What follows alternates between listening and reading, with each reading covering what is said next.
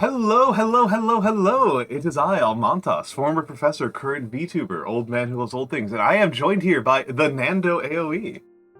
Hello everyone, I'm TheNando. I'm a YouTuber who mostly streams Age of Empire, but I'm also a huge fan of literature, ReZero, and also a huge fan of Almantas, so it is a great honor to be here. Yes! And it is amazing. I think I'm probably the first Flash tuber to That's be true. here on the book. That's true, Books that's that true. changed my You're life. the first Flesh tuber that I've had on the channel. In general. It's an honor. In general, you're the first Flesh. Well, it is kind of interesting that this is I think I see a couple of people from your side of things, and Zumu VTuber, thank you for the follow. But it's one of those things that's kind of interesting is VTubing is a kind of very specific community in a way that Flesh tubing is not, that general streaming is not. VTubers tend to know each other. There tends to be relatively there tends to be a lot more internal networking, and even VTubers who I think people would be like, oh, you've got nothing in common with them, I have relationships with, right? Like, that happens sometimes where it's like the person I had on last week, I think that if we weren't VTubers, we probably wouldn't have any professional relationship. SensationalVT. Yes. She, in her own words, talks about shit, piss, and cum. I'm sorry, shit, dicks, and cum. That is what it is, shit, dicks, and cum. That's quite an introduction. Yeah, that's how she introduced herself to people who rate it. It's and so there's hello, Wanitard. Speaking of, it is kind of a bit of its own community, and there's definitely people who are VTuber fans, like specifically. So Nando is a mod for John Ken Palm, which I think is how we originally met. Was via John Ken. Yes. And John Ken Palm is a VTuber fan. Like, he's a fan of VTubers, he watches hundreds of VTubers, he's paying attention to the corpos and stuff like that. I am a general content creator. I have connections to VTubers, but, like, I don't mind. This is my third collab with Nando. And I want to do more. I love our collabs. Thank you. They've been really fun. Usually, what they are is that the last two, I've gone to his channel, and we have done his stuff, which is AoE. AoE, yes. You mostly do AoE casting, which I find quite fun. I really find it very fun. And you and I critique the games that we're watching, and for the most part, it's kind of been... I'm not totally ignorant on Age of Empires, but there's definitely a lot of, like, well, what was the important part in this game, right? A lot of, like what actually happened here? Could you explain to me, like, why this was important, or why this was a blunder or a good move? Sometimes I know. Yeah. Sometimes I can tell, but sometimes I'm wrong. Sometimes I'm really off base, and you're, like, far more expert than I am.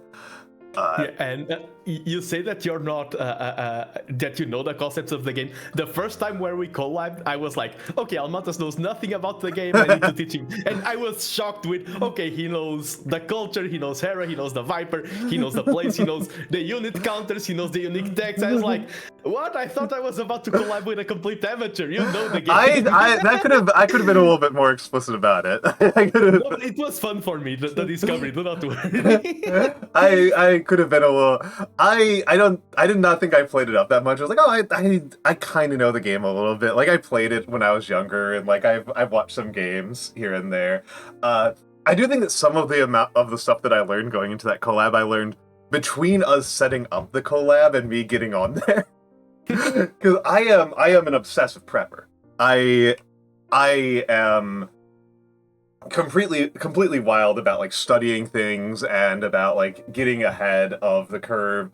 I remember in particular in grad school, I was talking to one of my fellow students. We were having class together. This was a person who I had, like, 80% of my classes with. Like, she was in, like, all of my classes. I saw her all the time. I was like, yeah, you know, I kind of like grad school, but I feel like I'm kind of lazy, and I feel like it's kind of holding me back. And she looks at me and she's like, "You're literally the only person who's done every single optional reading. You're the only person who does this." And it's true. I was reading 1 to 2 books a day throughout grad school, which just kind of to tell y'all, if you're wondering, that's actually not good for long-term learning. Like, your retention actually gets really bad if you're reading like 1,000 pages a day. You like, there are entire books I've read that are like major texts that I'm supposed to know, and I don't remember anything. Like, I don't remember anything. I remember them for a week. I remember them exactly long enough to get through class, and then forgot about them completely. So yeah, it just not the wisest way to do things. But no, I do like to prep a lot in advance. So like, I was like, okay, I'm going into this AoE stream. I don't want to make myself look like a complete idiot. I'm going to watch some Hera videos. I'm going to watch some Spirit of the Law. I'm going to go look up what a start is and do some drills on Dark Age timings and like get myself in the mindset. Get myself in the mindset, you know. It's my kind of typical thing of 10 to like 10 to 20 hours of prep per hour of expected stream time for when I'm being like really on top of the ball, which I'm not these days because I'm on subathon. I'm streaming a lot more.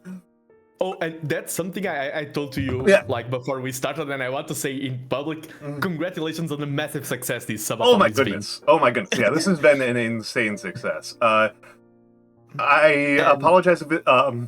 For anybody who's new here, because I see a couple of new faces, that 254 to 500 up there, that is my subathon progress. We're up to 254 sub points. 252 of them are subs. 2 of them are cumulative bits. Have added up to an extra 2 subs.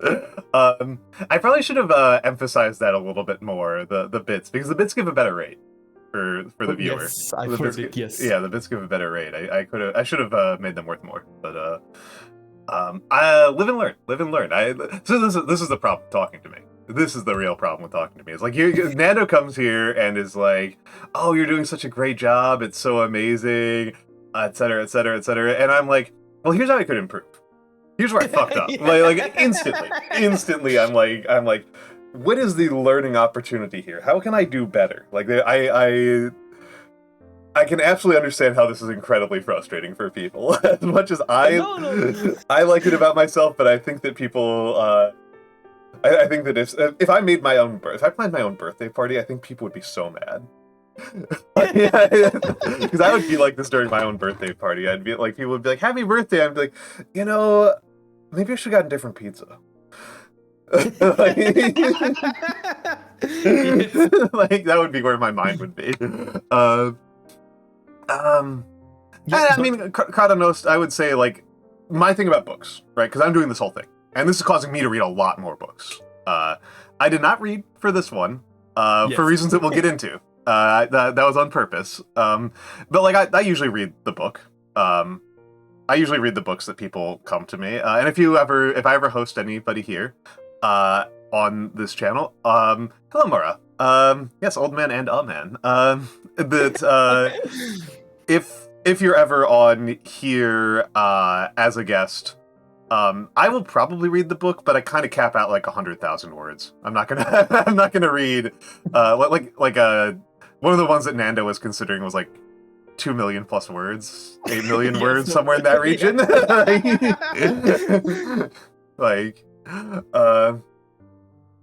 And so, Deadbeat. Yeah.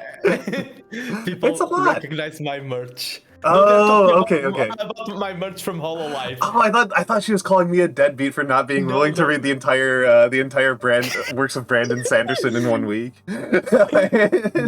I do have a lot of HoloLive merch. Okay. I'm inside the world of VTuber. Oh, that's another thing I wanted to say. Yes, I'm a Flash tuber, but I feel like in spirit I'm quite a lot of a VTuber myself. My first stream, a lot of people were confused because my first stream as a Flash tuber, what was my first? It was my debut, and it was like a VTuber debut where you talk about the things I like. And only after did I realize, wait, this is not normal in FlashTube. Yeah.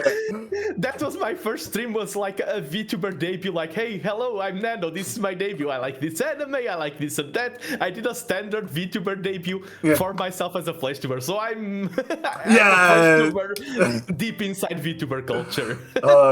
And yeah, I mean, this is where the two of us have like a kind of funny overlap and similarity.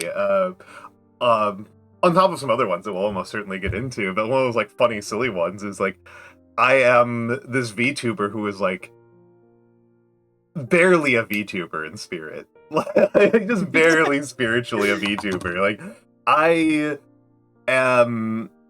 VTube because I like having control over the avatar. I like having control over my appearance. I like the privacy. I like the secondary effects of VTubing. I actually might call them the primary effects. Those kind of like higher order elements of VTubing, of like the culture, etc. I'm just like not as into it. Like you're the person flesh tubing, and you're really into like this culture, and like I can remember that Mori Calliope is a person if you prompt me. And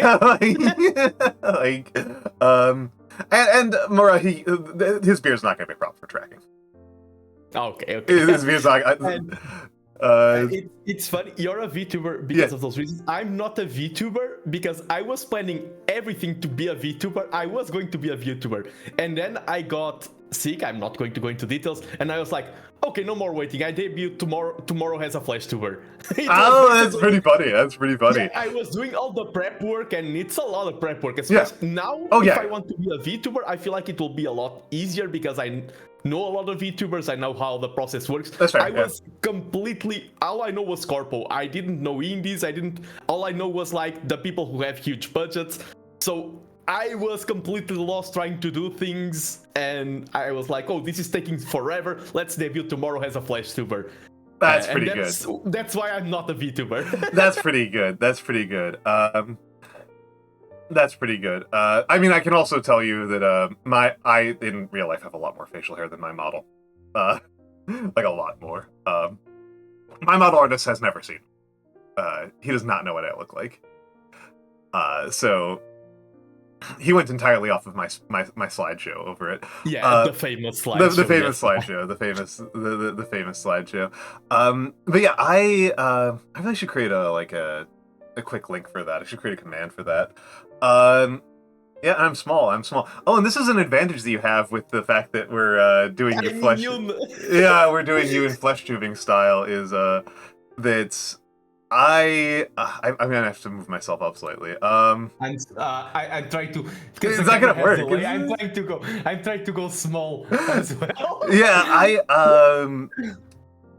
Okay, this is the best I can do. I'm Let me small grab as well. the VTS and just pull it up a few millimeters. But yeah, when I have people who are all their VTubers on here, they also get hit by it, which I always think is fun. I like it quite a bit. Which might be why John Ken has never come to my channel, because he hates it. John Ken hates this. He fucking hates it so much. He's like, what's wrong with this asshole? It's funny because I'm a mod for Junken, and I've collabed with you, and you and Junken have in some things, but you have such complete opposite styles. Yeah, so different. So different. Completely different. Yeah. I think I need to get on calendar with him, because we probably should do another old man yap in a few weeks. But he and I have like such different styles. We come at it from like such different angles too. That like, and like he's like he wants things. He's so focused on polish. Yeah. He's very focused on like polish and like keeping things clean and neat and organized. And I am just worried about keeping things interesting at all costs. Like I'm interested in. I want things to be interesting. I want things to be enjoyable. I mean, I think I'm fairly scuffed, but I absolutely do know VTubers who are much more scuffed up than I am. Like, I definitely do have some problems. but compared to some VTubers I know, I'm having a pretty I run a relatively smooth ship here. Yeah, no, we've got squished and stretched. We've got tall and small. And by the way, there's a lot you can do with the points. I'm saving up all my I points. know you are. For the hydrate. I made that as like an absolute joke. I made that as an absolute joke. That reminds me, I need to disable a couple of these. I need to disable the disruptive rewards. Yeah, because I'm not gonna hydrate while I'm in collab. That one's not happening. That one's not happening. But yeah, I can accept smooth as a banana peel. That's actually better than I was expecting from you, Mura. I'll take it. Hydrate is off for today. Hydrate is off while I'm on collab. All the disruptive ones are off while I'm on collab.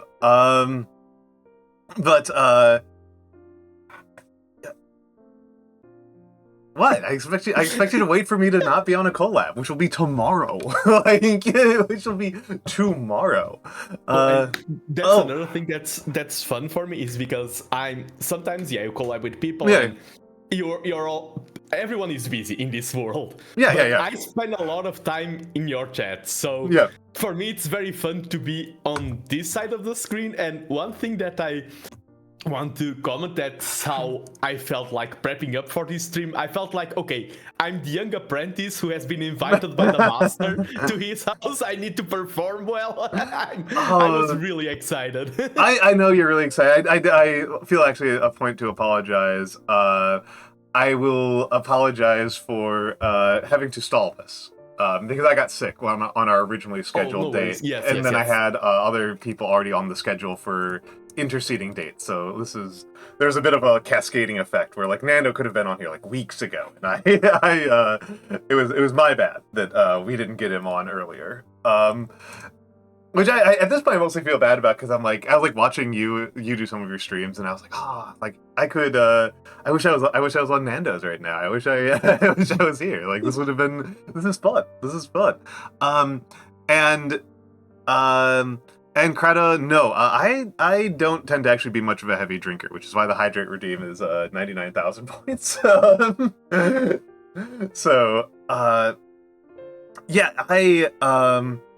Yeah, everybody's saving up for that one. I made that as like a complete joke, because like Myoshi Calico has a I was about to say, is Mura getting hit with ads? That doesn't make sense. Well,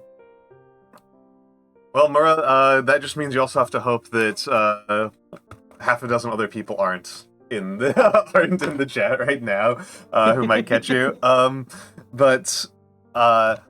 Yeah, when I was, and actually, yeah, we're not gonna get Zan today. I know we're not gonna get Xander today because he's on a road trip.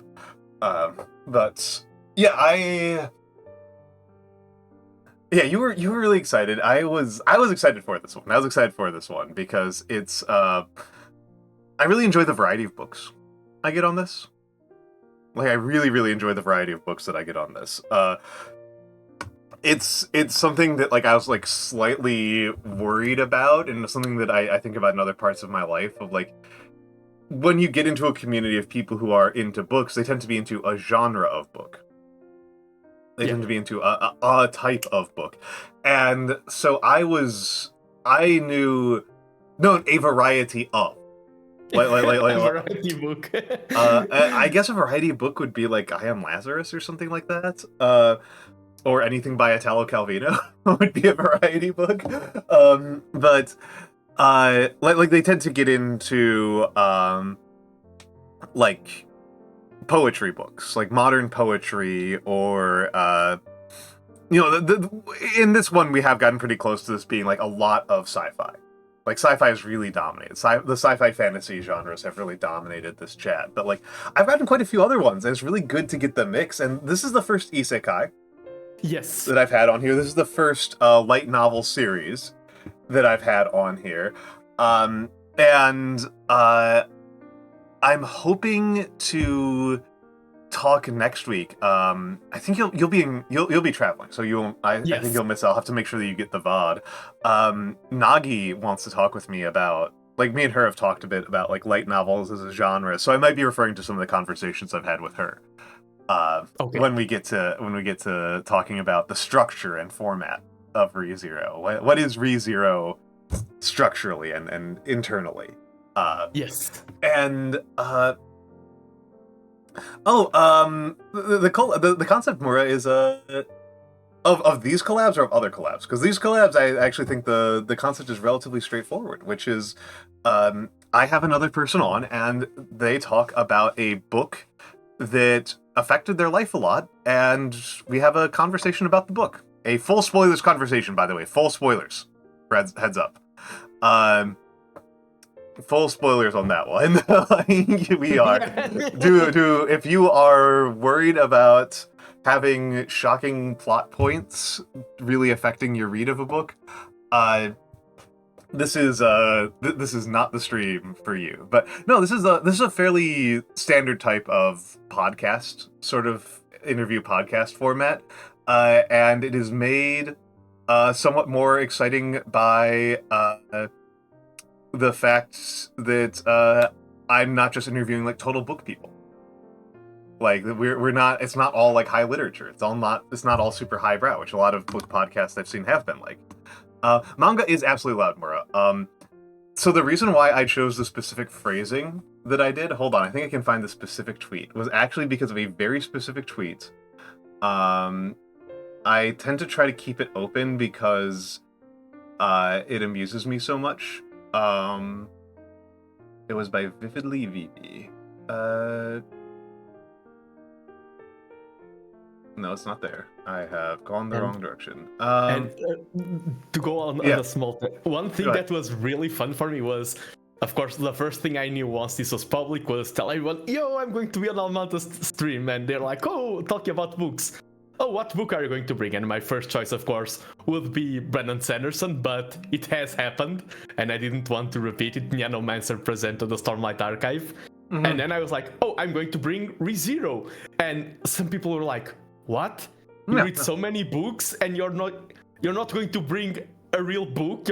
And I like, yes, I like to have that reaction because that's what I want to fight against. The thing that, oh, a light novel is not a real book. Why are you going to bring something like that? You read so many things. Why not bring Tolkien or something? And I like to fight that. That's one of the reasons I'm happy to be here representing isekai and light novel and such. Yeah, no, it's Oh, here was this specific tweet. It was this specific tweet was the reason why I framed it as books that changed your life. Well,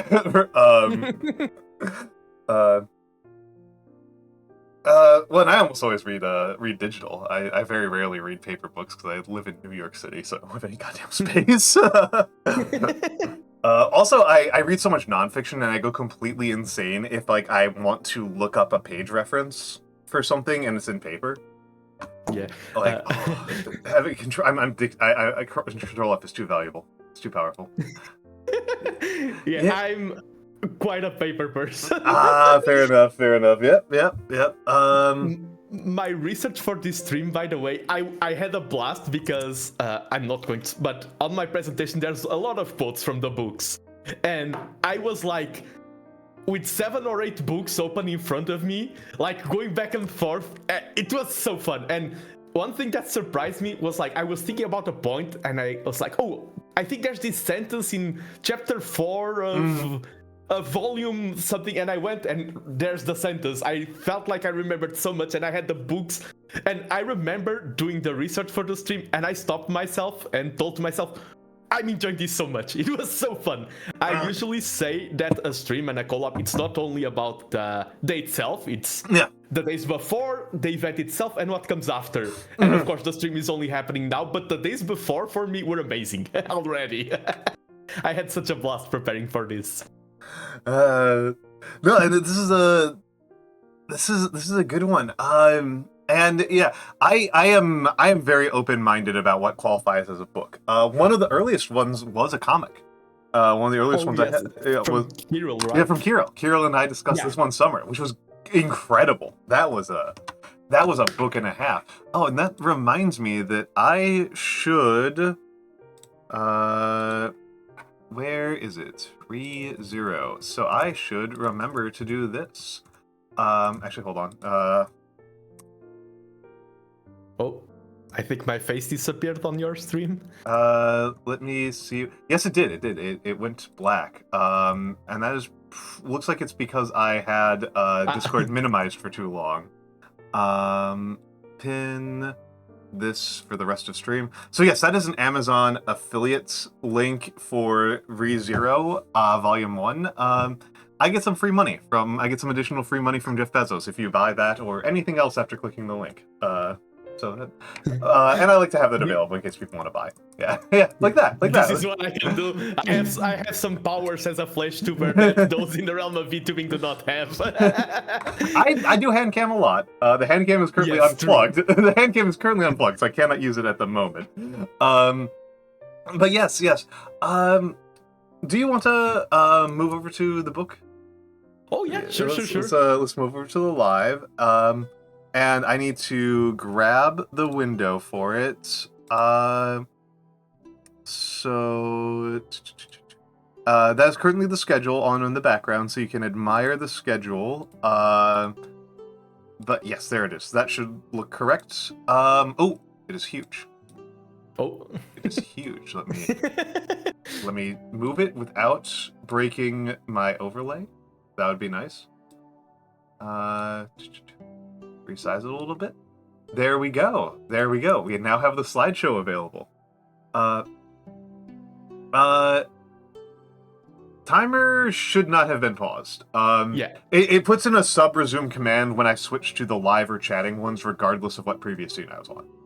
So it's not, the bot is not smart enough to, I did not set it up to have enough if-then statements to, I was like, this is good enough. This is good enough, as long as it works consistently. That's the important part. One of those things that they do not tell you when you're in baby VTuber school, but they will tell you when you get into VTubing 201, subathon timers break all the time. Oh, I've heard you talk about that, constantly. Yes. It is a real miracle to me that my subathon timer has not broken. While I've been doing this, I am now deeply afraid that it might be because I didn't disable my VPN, and that tends to mess up stream elements something fierce. Oh. So we'll find out. And if it does break, I will just have to manually reset it again, which I haven't had to do because it broke, but because people have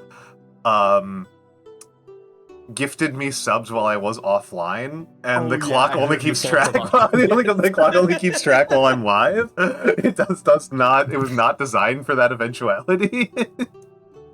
So, I don't do waifu. I don't do waifus. That's not part of how I do fiction. I actually do like Subaru.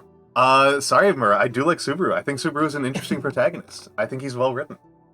Yes. I think he's well interesting. I think he's a good protagonist. I'm not talking to you. Okay, so we'll get into that. We'll get into that. Yeah, okay, we'll get into that. Yes. And by the way, just to show my level of preparation for the stream, the background that you can see with those letters like half erased is to mimic actually the graphic style of the light novel. Oh, okay. It is, let the flashbang catch up. The flashbang catch up. The flashbang caught up. You can probably zoom in a little bit more. Yeah. It is mimicking the style with the vertical letters and everything.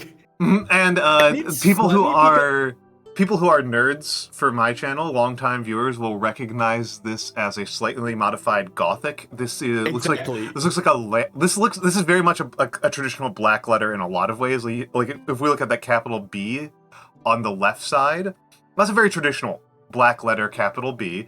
But if we look at the Subaru below it, the lines are a little bit smaller. It's a little bit finer line work, which implies that it's a little bit Fracture oriented.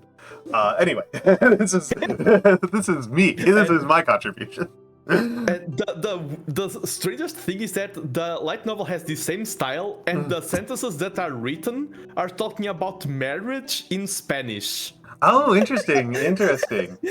And I have no idea why. They're talking about polygamy and holy matrimony, and I have no idea where they grabbed these sentences for the... Oh, I mean, well, and people are asking about people's opinions about blah blah blah, best girl, etc., etc. If people are not familiar with ReZero, before this clip, if you've seen this clip, which I'm sure anybody who's a fan of VTubing has, in the top right you can see what Iron Mouse is using for her follow and sub icons. Those are animations from this show. Those are characters from this show. Those are Rem and Ran. Yes, and I will talk about like a little bit about that waifu culture and something when we go like into the slides. I'm down for that. I'm absolutely down for that because I've got fucking opinions, mostly as a long-term Evangelion fan. And so, yes. I am the one in control of the slideshow, so if you hear Nando say next slide, please, that's him telling me what to do. But yes, so, ReZero, starting life in another world. Yes, yeah, that's the series we'll be talking about. I'm going to first introduce myself. That's the structure of the presentation. First introduce myself a little bit, then explain why ReZero and what is ReZero, and then, of course, talking about the content itself, why it's so good. There's so many plot points that I find amazing, especially it's a very character-oriented series. The characters are the driving force of everything. Subaru and even the side characters, all with interesting stories. And we're going to touch upon some of my favorite plot points. I'm expecting to go back and forth a lot with Almantas. I want to share my opinions, but also hear what Almantas has to say. Yeah, I suspect that we'll have some differences. Yes, I hope so. Yeah. All right, so this is where. So Nando, who are you? Yeah, this is who I am. I produce mainly Age of Empires content. My content actually started on literature and everything. My fourth ever stream was about ReZero, the fourth stream I ever did in my life. So I'm going back to my roots. I'm Portuguese. I always say that, and it's part of my identity of who I am. Not very relevant for ReZero. I'm a mechanical engineer. I play Go, the board game, competitively. I've represented Portugal in some international tournaments. A huge VTuber fan. A huge nerd as well. I want to become an author, and I'm going with the insane route that the first series I'm trying to write is a 12-book long, each book 250. So the worst. We're already hitting on substantial disagreements here. I am a nonfiction editor for my other job, and I have been published quite a lot. Even though I edit much more than I write, I currently have 3 pieces that have been accepted for publication and are awaiting publication dates. I am a fairly regularly published author, and Nando is doing the #1 thing I tell people not to do. For the love of heaven, like, and then I'm actually still going to push back on you here. This is me giving you advice. This is just old man giving you advice. Yes. Please write some fucking short stories and get them published. Like just get some things published, because there's a couple of things that will happen. There's several parts of the process of writing that you will learn that you cannot learn by just writing more. There are several parts of the writing process that involve talking to publishers, talking to editors, the final moments of giving life to a piece and getting it out into the world and having it critically received by a broad audience that isn't just other writers and professional editors. Please get exposed to that. Yes, I need to do it. Yes, Please write a couple of short stories. Even if they're do it fucking do the same thing that fucking Ursula Le Guin did. Write short stories in this universe. Yes, that's what she did. I have. If I'm right, it will probably be on the same universe. Yes. Yeah. Well, I mean, that's what they did for The Witcher too. The Witcher was a series of short stories before it was any sort of books. Like, no, please, you're going to make me die. Yeah, and even for me, it's very frustrating. Oh, do you write? Yes, I've wrote 300,000 words for my series. Oh, can I read them? No, I haven't published anything. Yeah, no, no. It's so frustrating, yeah. At the very least, drop some things on AO3 or something like that. I am going to also take obviously you love the long series. I'm not even gonna let you get that one out of your mouth. So this is so as Nando has said, he's a competitive Go player, but Nando has been, I think it was after you wrote this, has been climbing quite a bit in Age of Empires 2, and I believe you hit 1600 elo. Oh, I'm almost there. I've hit 1500 and almost at 1600. Yes. Nando recently broke into the top 100 Portuguese players. No, top 10 Portuguese. Top 10. Holy shit! It was top 10 Portuguese players. Fuck my life. The top 10 players in all of Portugal, and there's elo. Any competitive scene has elo. Age of Empires elo starts at 1000. 1600 is actually really high. 1600 is really high. There are very few people over 2000. Maybe like 200, maybe something like that. Yeah. In the world, there's nobody over 3000. Hera's working on it, and it's insane. No, that's very good, and this is just a thing that I find kind of interesting. Age of Empires high level scene has extremely little churn as a competitive scene. Me and Nando were actually just talking about this on the Discord server the other night. That like the best players stay there for years. I have seen. I remember watching a series of where T90, the main professional broadcaster, referred to one of the Chinese players as one of the new players. He had been playing for 7 years. He had been in the professional scene for 7 years. Like, not playing, had been professional for 7 years, and he was the new player. So any forward progress in Age of Empires is very hard fought and very impressive. So Nando is being very impressive here. Thank you. Yeah. And yes, so and as mentioned, I'm a fan of Nando. I like Nando. I like Nando's content. I am going to link your YouTube. Thank you. The Nando AOE. Yeah, I think your bot also tries to do it. It does, but you already did it. Yeah. You bladed it early. You tanked it. I triggered it. Yes. Yeah. I've got a couple of friends who I've got it set up to auto respond with a link to their content, and most of them are also on Twitch, but you and Saf are on the YouTubes primarily. But yes. So this is Nando, my good friend from across the ocean.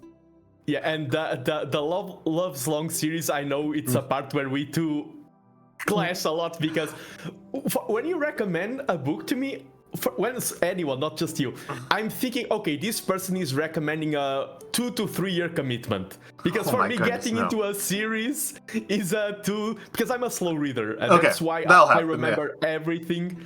I tend to remember everything I read because I read very slow with a lot of attention to detail and everything. Wheel of Time that I finished was like 3 years reading. Brandon Sanderson is still releasing things, so it's a lot of years, and counting ReZero, a lot of years. So I tend to go for long-term commitments in books. Most of the time when I read a book, I read it in like 2 sessions. I read it in like 2 sittings. I read Exit West in 2 sittings. My favorite book, The Vegetarian. I'd say my favorite book at this moment is probably The Vegetarian by Hong Kong. I read it in like... I don't remember how long I read it the first time, but I do remember one time I was moving things. I was doing some cleaning, and I was moving books around on the bookshelf, and I pick it up, I'm like, where was I? And I pick it up, and I had a bookmark in it. I read 100 pages before I even moved. And really, that's mostly a statement about how enchanting Han Kang's writing is. I think she's outrageously good. But it's a book that's 200 pages. It's I don't even know if this is a thing where we clash. This is just a thing where we just flat out have a difference in what we want and enjoy. I like my fiction to be relatively short and punchy and focused. Yeah, and for example, another that's when I first started realizing how much I like long things is that I watch like a movie once every 2 years.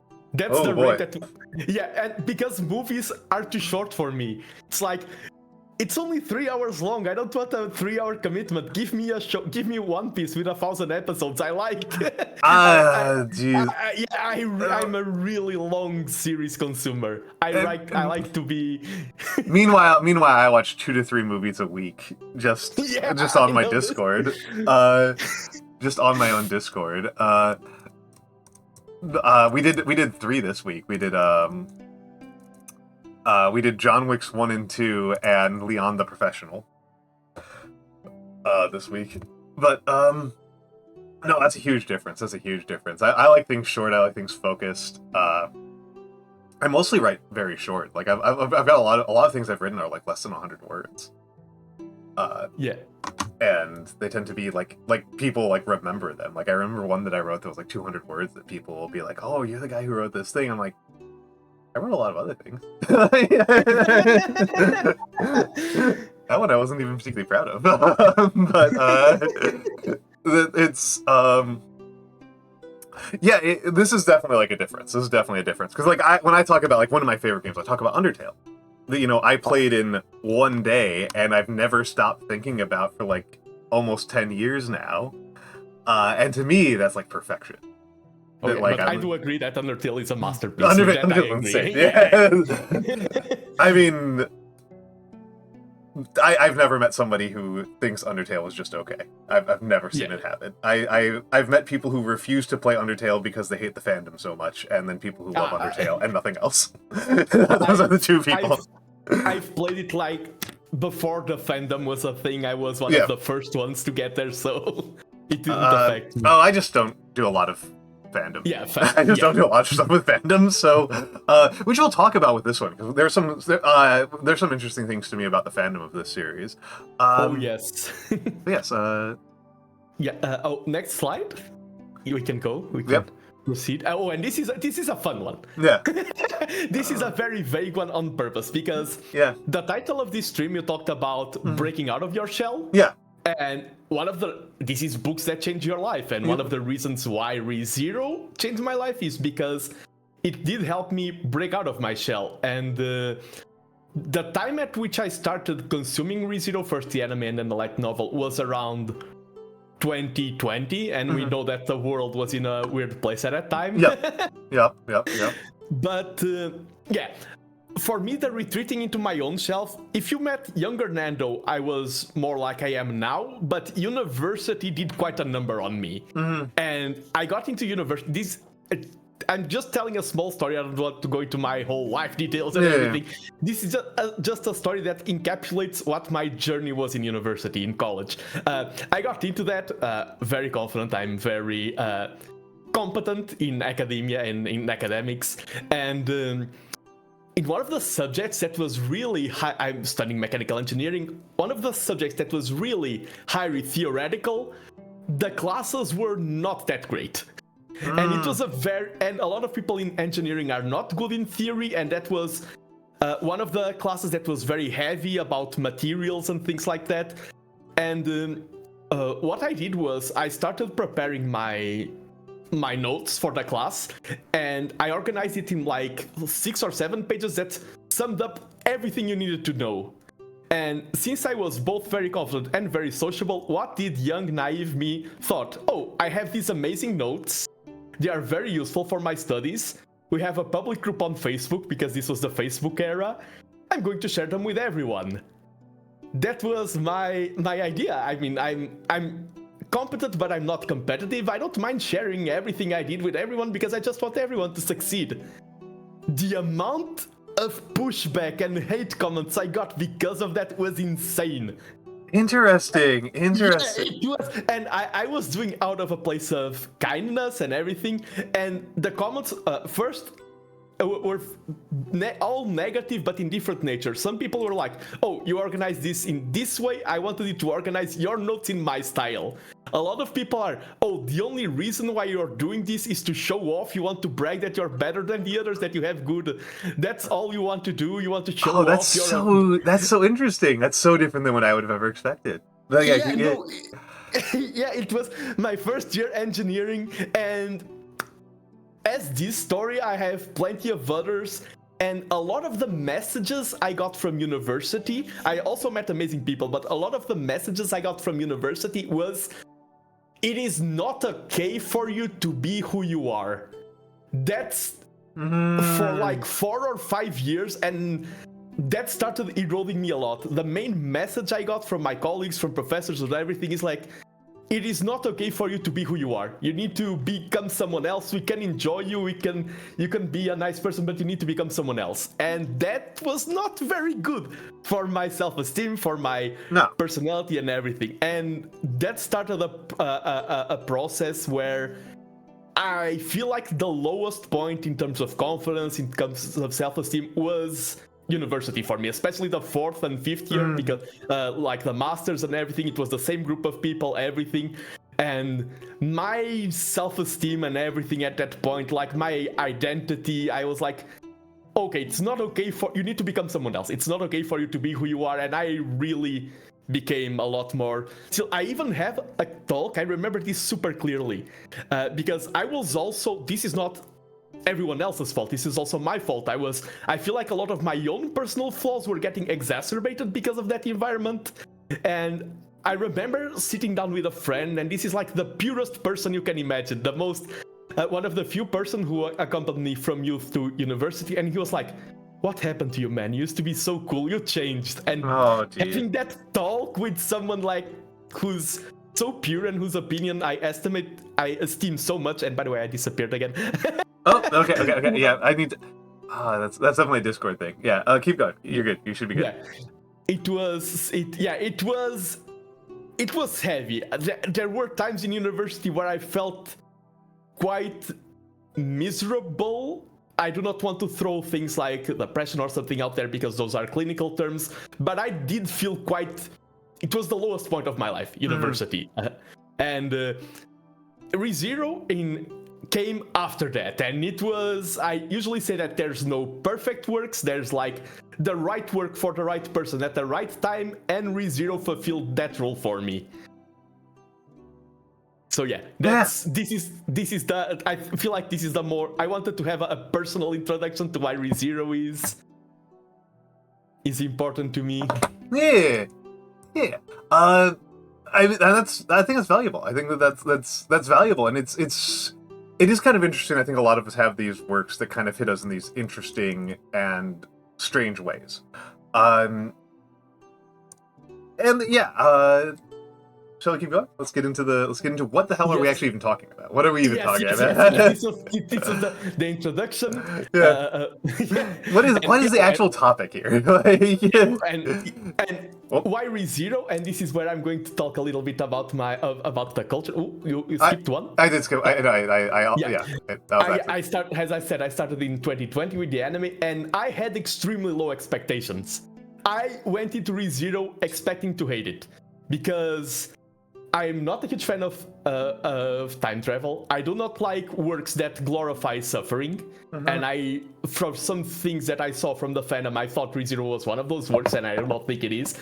I'm not a huge fan of like, who is best girl? Who is the waifu culture? And if you're outside from ReZero, all you know about the main thing from ReZero is the waifu culture.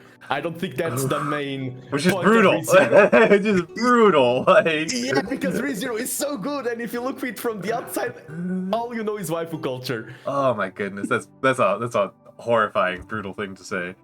The first 6 light novel covers are all waifus, so even the series itself lends to it in the way it tries to sell. But yeah, I was not expecting much, but I enjoyed the show so much. It ticked everything that I like from both an emotional and rational point. It was the first light novel I've ever read.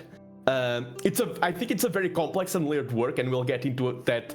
I spent hours reflecting on topics of the work, doing fan theories and everything. I concur with several of the views expressed in it, and I wanted to bring it because it is an isekai, and a lot of people, you've talked sometimes about genre here in your channel, and isekai is a genre with horrible fame, I feel like. It's got a very bad reputation, would be the phrasing I would use. Yeah, and it's hello, thank you for the sub, Vex. Well, welcome Hello, in. Vex, Thank you. Thank you for the sub. Isekai, on the off chance that people don't know that aren't familiar with the term, isekai is Japanese for another world. Sekai is the world. You can use a lot of things with that one, but yeah, it's another world. And so,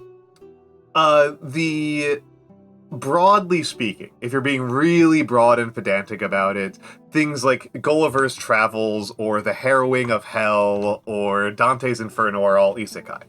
But what it really means more narrowly is they are series where a person, almost always Japanese, dies and is reincarnated in, or just teleports arbitrarily. They don't need to die, strictly speaking. Exactly, I was about to make that correction, yes. But they find themselves mysteriously and instantaneously in another world that runs more on fantasy logic. And they are, for some reason, contextually benefited based on their previous experiences. Or based on gaining some new superpower. So the most canonical and goofy version of this is you die while playing a video game so much, you get reincarnated into the universe of the video game, and the video game operates on the internal video game logic, but because you know the strategy guide and you know how to power level and stuff, you become the most powerful person in the world. And it very much has a reputation as being a genre for really crude power fantasy. Yes. Was very much a lot of the reputation was like very crude power fantasy is a lot of the reputation. A lot of harem elements as well. That's a big part of it. And those are probably the biggest things that tend to be a lot of why it has a bit of a negative reputation. I can talk about some of the writing structural elements that are common to it, but I think we can get into those as we move on, because I think some of them are actually prevalent, are things that we can see in ReZero, but the harem element's not so much. And one of the things that, for example, talking about someone who has struggled to do fantasy world building, one thing you realize is that all measurements are done by comparison, and for example, isekai makes it so easy to explain to the audience what's happening, because since the main character is someone from our world, they can use meters, they can use comparison to things you already know. In other fantasies, sometimes a character is like super tall for our standards, but it's in a world that everyone is tall, and how do you communicate that to the viewers? If everything is taller, how can you tell your readers that everyone is taller than here on Earth? And that's why often you have the more standard race. When you have a lot of races, you have the humans, because they serve as this comparison point. And with the isekai, because you have a character that's been transported there, it has our level of knowledge, our level of world sense. It becomes a lot easier to explain to the readers everything. Structure-wise, it's one of the easiest fantasy genres to write, I feel like. Yeah, it's a very established way of writing. It has a very built-in fan base. And what you're describing is actually something that's a very useful cultural tradition, and the reference character I like to use is Philip J. Fry. Oh, yes. Yeah, it's the fish out of water. Example. Yeah, it's the fish. You need a fish out of water character, and isekais are about centering that fish out of water in a way that is usually a lot more a lot less denigrating, I guess, might be the word, than Philip J. Fry, because like we're meant to understand that Philip J. Fry is a hapless idiot.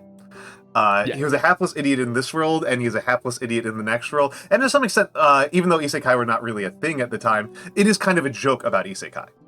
Right? That in the first episode of Futurama, Fry is a delivery boy, and he goes to the future where there's all these new possibilities, and he's wondering what he could be, and he puts in all this effort, and then he becomes a delivery boy. Yeah.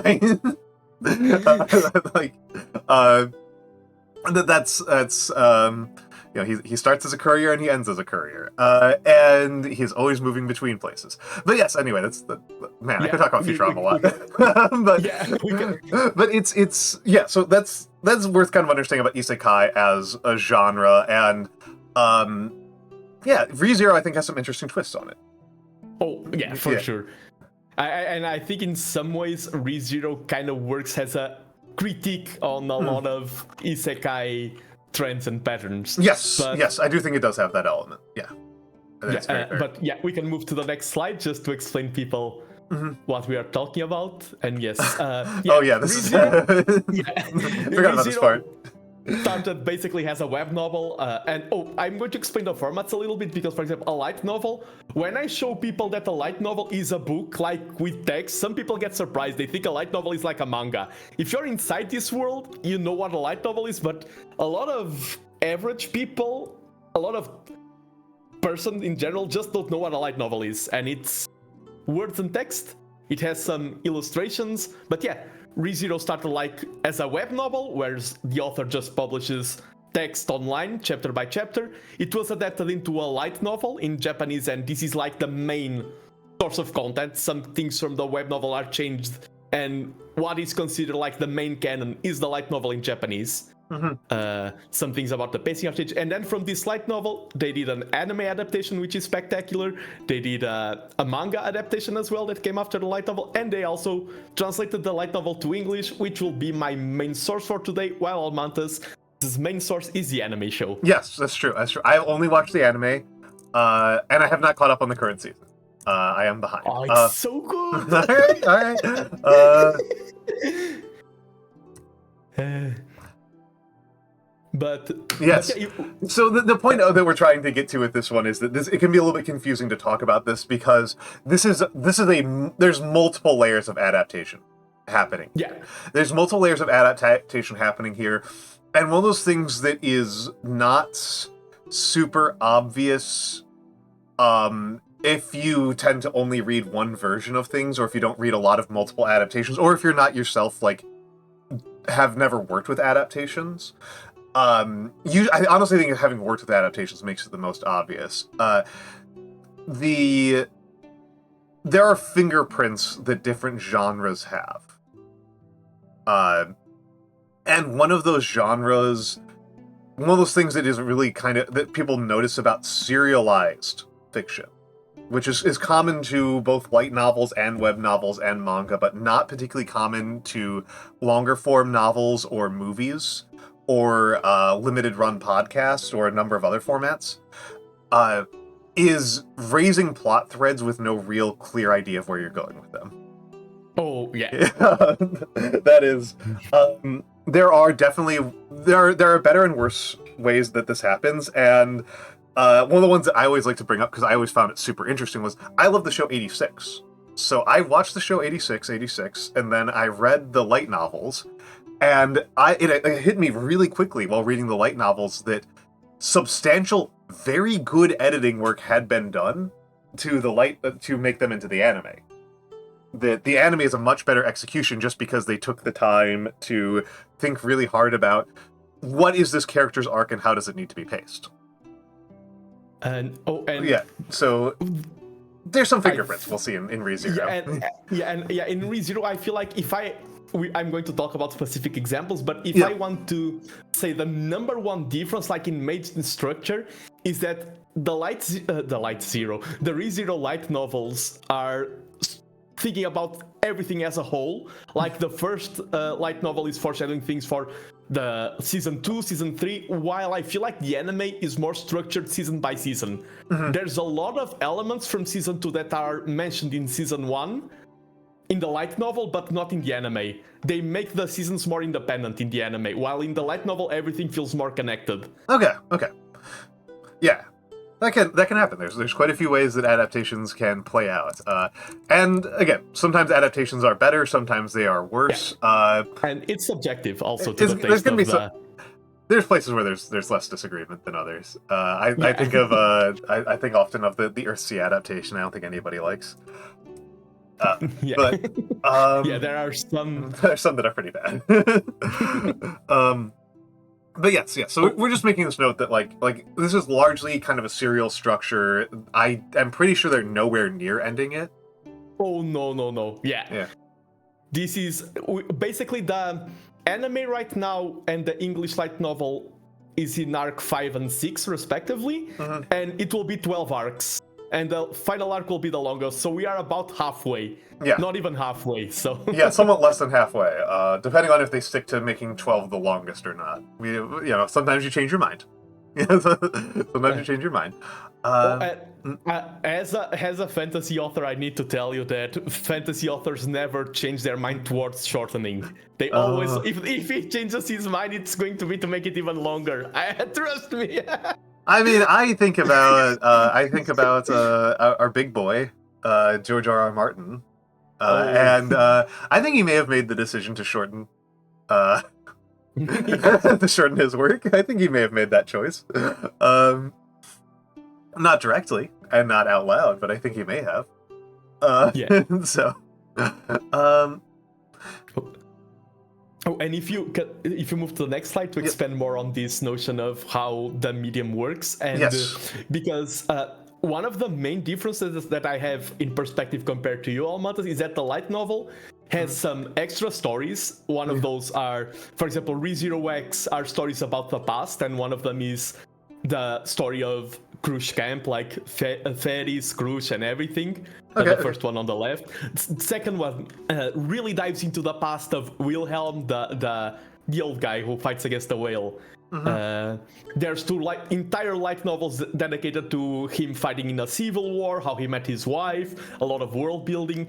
And then there's something that I find super interesting, which are the if routes. Okay. If routes are published on the author's on Subaru's birthday, not the author's, which is the 1st of April, April's Fools. Yeah. And they are like alternate routes that diverge. What if Subaru did this? And the story shifts completely.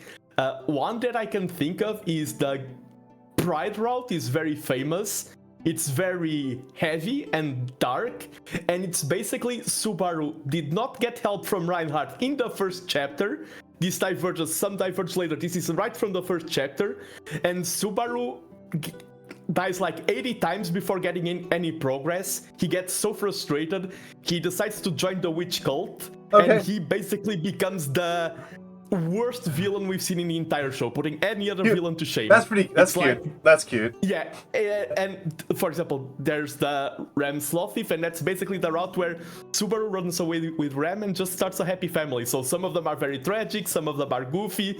They really, the Greed Thief that's Echidna there, it's basically if Subaru accepted the Echidna's deal, and that's the worst possible ending for Subaru, in a way.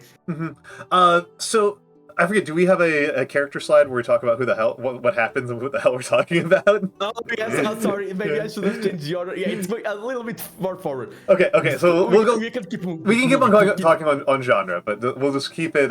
So just talking. So this is we're talking about what the adaptation looks like here, and as you can see, we're pretty fucking far in the anime from the majority of the content. So looks like it'll probably be like a 5-6 season anime if they follow through. They're getting through about 2 of the 12 arcs per season, which structurally makes sense. Like, thinking about having watched the show, they do kind of make sense like that. Like the mid-season climax is kind of a climax. Yeah. Oh, but actually, first season was 3 arcs, and second season was just arc 4. That's true. Yeah. So the pacing is a bit different, but this is basically just to show that there are some similarities, and of course, this is the same scene in the light novel and the anime. Of course, the light novel is still images, so the artwork is amazing, while the anime is more dynamic. But we can move to the next slide, so we can reach ReZero. So I'm looking at things now. I wish I ordered them differently. It's okay. It's okay. I mean, this is well. I mean, this is what I mean. Like when I said earlier, I want you to get some things published before you finish your entire goddamn novel series. Like, you learn things from having them exposed to an audience. Yeah, and this is basically just to show people how different the two mediums are. I don't know if you remember this character, Al. I don't at all. Yeah, Al is a very secondary character in the anime. In the light novel, he's the first person that Subaru meets that's also from Japan. Mm-hmm. And he's a major character. It shows that Subaru is not alone. He's not the only isekai character there. That's a major point in world building, and it's completely cut from the anime. Yeah, it is. I don't remember this guy at all. Like, yeah. While there are some similarities, there's also some major differences, and this one is one of them. Okay, we can move forward to get to Subaru soon. Yes. So we did talk about these already. We also talked about. No relation. There are many Als, and I'm not related. I do not have a Japanese cousin. I don't think.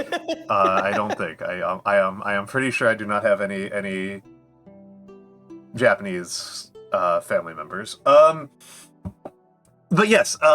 So when we talked about what an isekai is, and the hard fantasy is kind of an interesting concept to use here. I think the shut-in might be the thing that we really want to talk about here.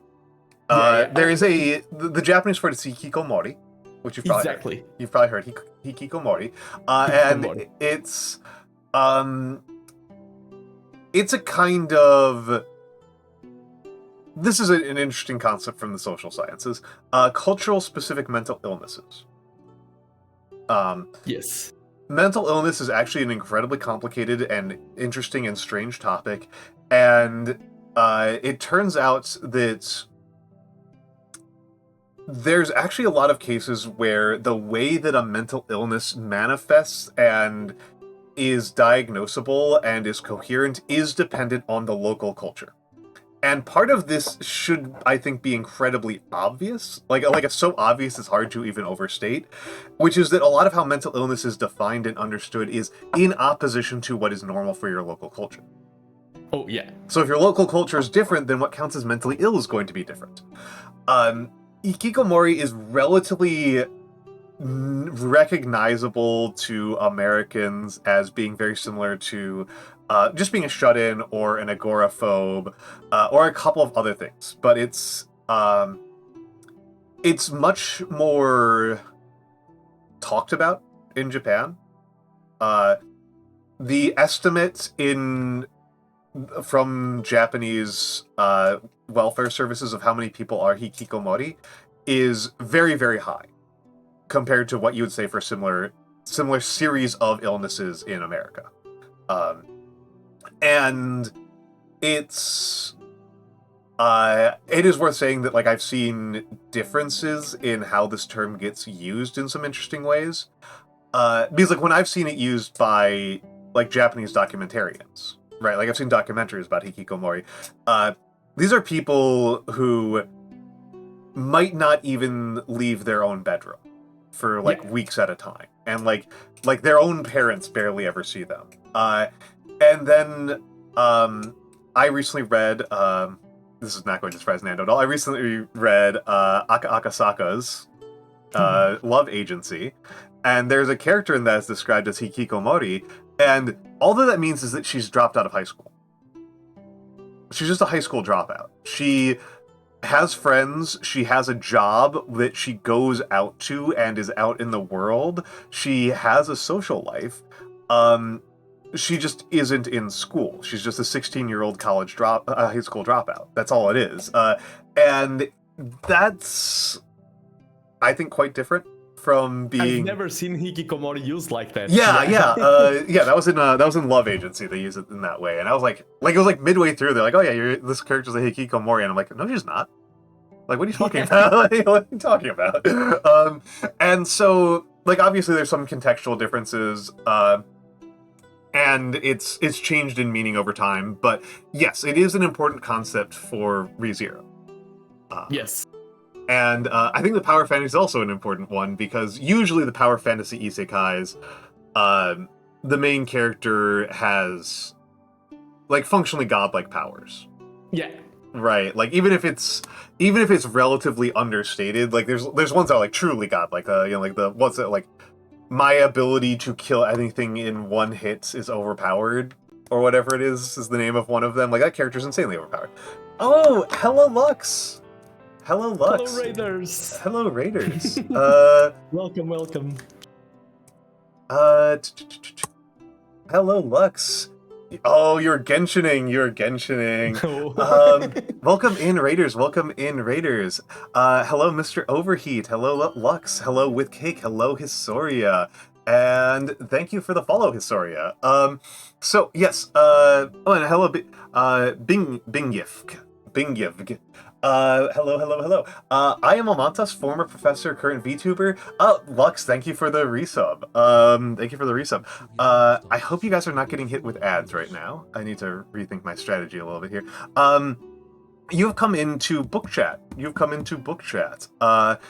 and TheNando AoE are discussing ReZero, Starting Life in Another World. It is a Japanese isekai, and we are getting through the basics. Before we even discuss the actual book. We are talking about we've been talking about genre, we've been talking about formats, we've been talking and formal elements and adaptation elements. We haven't actually really talked about what the hell is happening in ReZero. We've spent very little time on the actual books. And everybody give Lux a follow. Lux was actually the first guest I had on for this series. They were the very first person I had on for this book series. We discussed Otaku, Japan's database animals. Oh, I remember. Yes, I remember. Yeah, that was the first one. Lux was my guinea pig. Thank you very much, Lux, for for being the guinea pig here. So we've come full circle. You've timed it so that you're coming in talking about a very Japanese, very anime series, a very Japanese culture specific series. And if you need to rest, Lux, after you've put in some hard time in the gacha mines, please do. I don't, you are welcome to raid and run. Traditional caveat. Everybody's welcome to raid and run. But yes, so yes, we were talking about the concept of the power fantasy. The concept of the power fantasy. And the blank slate main character. That, like, these kind of two things kind of combine into the sort of synthesis character, the synthesis idea of a story where you are reading it so that you can kind of emotionally inhabit the main character and feel powerful and cool. Yeah. And these are very traditional. It's like a very traditional thing in shonen and seinen in particular. Like Golgo is the biggest seinen series of all time, and like, come on, man, like that's a power fantasy and a half. This is extremely a power fantasy. And so that's so yeah, that is something that I think ReZero is something of a subversion of. ReZero, I think, in the power fantasy and blank slate main character is the complete opposite. Yeah, I think so. I think so as well. I think it's a very much not those things, which is probably part of why I found it quite appealing. Exactly. Oh, and the hard fantasy is only there because I just wanted to point out that compared to the anime, the light novel does have a lot more hard fantasy traits. Yeah, no, There's a lot more rigid world building and rules and everything is more explained. And we can definitely talk about. Well, I don't know if we will talk about it because to me it's like a relatively minor part, but we can talk about that when we get a little bit further in. So the author. Yeah, the author, yes, and the author has been described as being a very charming and confident person, and he's super after the character progression that he has, and we often talk about when long shows can be incoherent. He worked for years on ReZero before starting to publish the show, the book series, and I think he worked as a butcher. That's nice. Why he got some inspiration for some of the gore elements of the show, and he just started doing this as a hobby. It was basically, oh, I want to create this fantasy world. I'll publish it online as a hobby, and now he's an established author. But he's just an exciting guy. There's not a lot of official information about him, so I prefer not to go on rumors or anything. But he seems like a pretty confident, happy, cheerful fellow who. And one of the main reasons why he created ReZero is because he says he likes silver-haired characters, and there's not enough silver-haired characters in media, so he wanted to create a series with a lot of silver-haired characters. That's a very funny thing to say. That's a good bit. That's a good bit. That's yeah. Oh yeah. Is ReZero his first work? That I don't know. Is it? Yeah, I think it is. Okay. It was the first thing he published. Yes. Okay. Yes. Just a word of warning: if you get into ReZero, you can tell that the web novel, and especially the translation for the first light novel volume, is very rough. Mm-hmm. The English translation, but it like the quality of writing improves sky high like in no time. So if you want to commit to ReZero, don't be scared by the first volume, by how sometimes aggressive the writing can be, aggressive in a bad way. It improves a lot quickly. Yes. Yeah, that can happen. I mean, I always try to be generous with translations because it's not always obvious how much control the original author has over the translation, especially if it's not a language that they even speak. And particularly for like light novels, where they move fast, right? Like they move fast. They've got fast publication schedules in light novel world. Yeah. There's an afterword in each light novel, and every afterword he was like, "Oh, I was rushing to publish this. So this was down to the wire." Every single one of the light novel volumes has a message like that. But yeah, if you move to the next slide, we can finally go into ReZero itself. Okay, so ReZero, what the hell is this? What is this? Yeah. It is a show that a series that in the second page the main character dies. Yes. That's how it starts. It starts with the character feeling warmth. The main character, Natsuki Subaru, he realizes that the warmth is his own blood, and then he dies, and that's the start of the show. That's the first 2 pages of the book. Yeah, and he dies a lot. Yeah. And when we talk about recent things, you often say, oh, it's a 5-minute pitch, you need to set the pace quickly. What better way to set the pace of and the tone of your story than having the main character die in the second page? Yes. So forgive me if this is the next slide, but to explain, actually, let's just double check. Yeah, so we'll talk about Natsuki in a second, but the core premise, right, the core logic of the series as at a basic level is that a Japanese teenager gets transported to a fantasy world that has all this crazy fantasy magic, and he's just a guy who has one special trait, which is that when he dies, he is just reset. The entire world resets to whatever state it was at some undetermined point in his past. Yes. Yeah. Since this is an isekai, the character itself can describe it as, oh, I basically have a save point, a checkpoint, and if I die, the save state reverts to that checkpoint. Whatever happened, whatever progress happened gets completely deleted, completely erased. It never happened besides in Subaru's own memories, and the world resets when the main character dies. Yep. He has in some ways kind of the most powerful version of a time loop at his disposal. Like, he has much of this is kind of that time loop type of narrative where he can use his knowledge of what's going to happen next to avert disasters. That's a lot of what he does, is he sees the arc of history bending out before him, and he knows which switch to pull to move the train off the track. Not necessarily that it's going to go onto a better track, but he knows that it'll get off of the track that it was going to get on. And he otherwise does not have any special power. He has very much like a video game with checkpoints. It's very much that video game logic, but he doesn't have any particular other powers other than his memory and the fact that he gets to do things over again.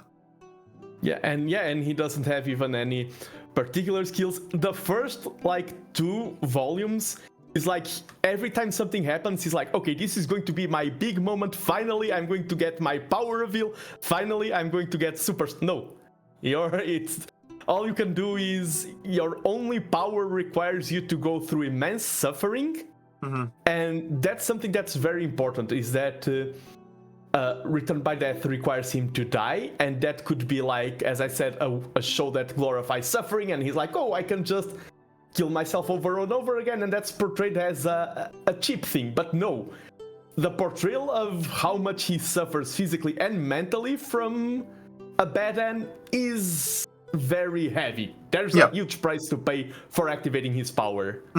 I've taken the liberty of going to the next one because we are talking about him as a character, and he's as emphasized, he's not a particularly special person.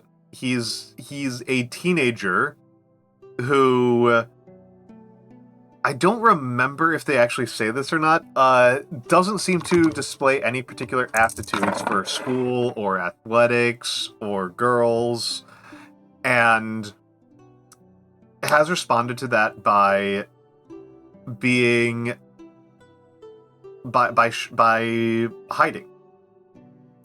And retreating into a fantasy world until he retreats into the ultimate fantasy world. And even then, as Nando just said, he's not satisfied.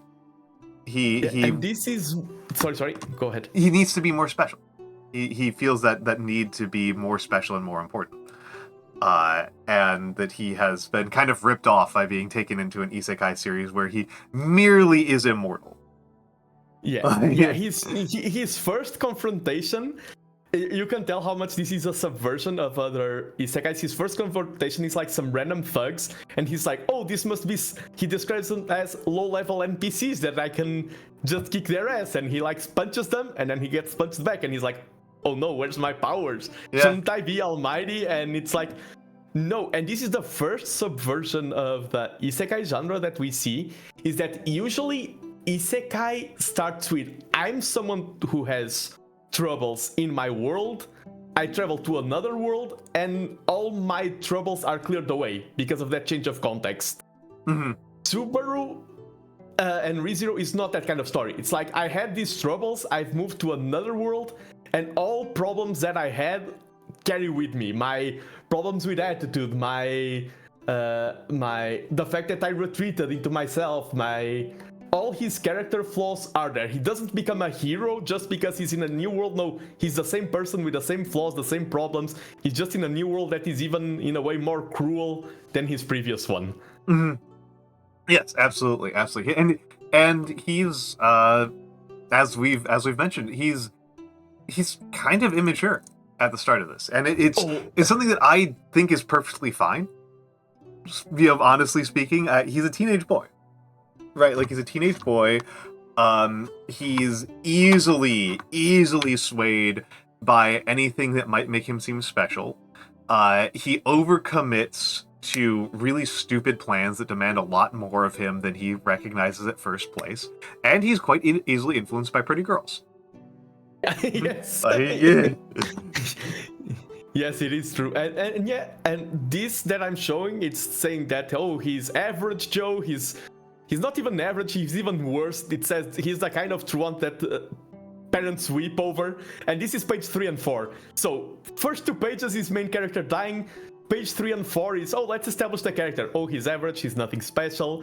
All he did is play video games. He's staying in his room all day. That's basically his description. We are not supposed to be, like, super impressed by any of his capabilities. Nothing about him is supposed to impress us. And as I said on the last page, he does have one ability that is somewhat impressive, which the translator translated it as only his inability to give up as a weapon. I don't know that that's the way that I would put it. I suspect that there's a bit of a translation thing going on there. This is the volume that's wonky translation. Yes. That, because, like, he does give up. He gives up on school. Like, he does give up on school. Like, it's very much part of his characters. He gives up on just being a normal guy and having a normal school life. He is a coward who gives up. What he isn't is he is not a cynic. Is that he is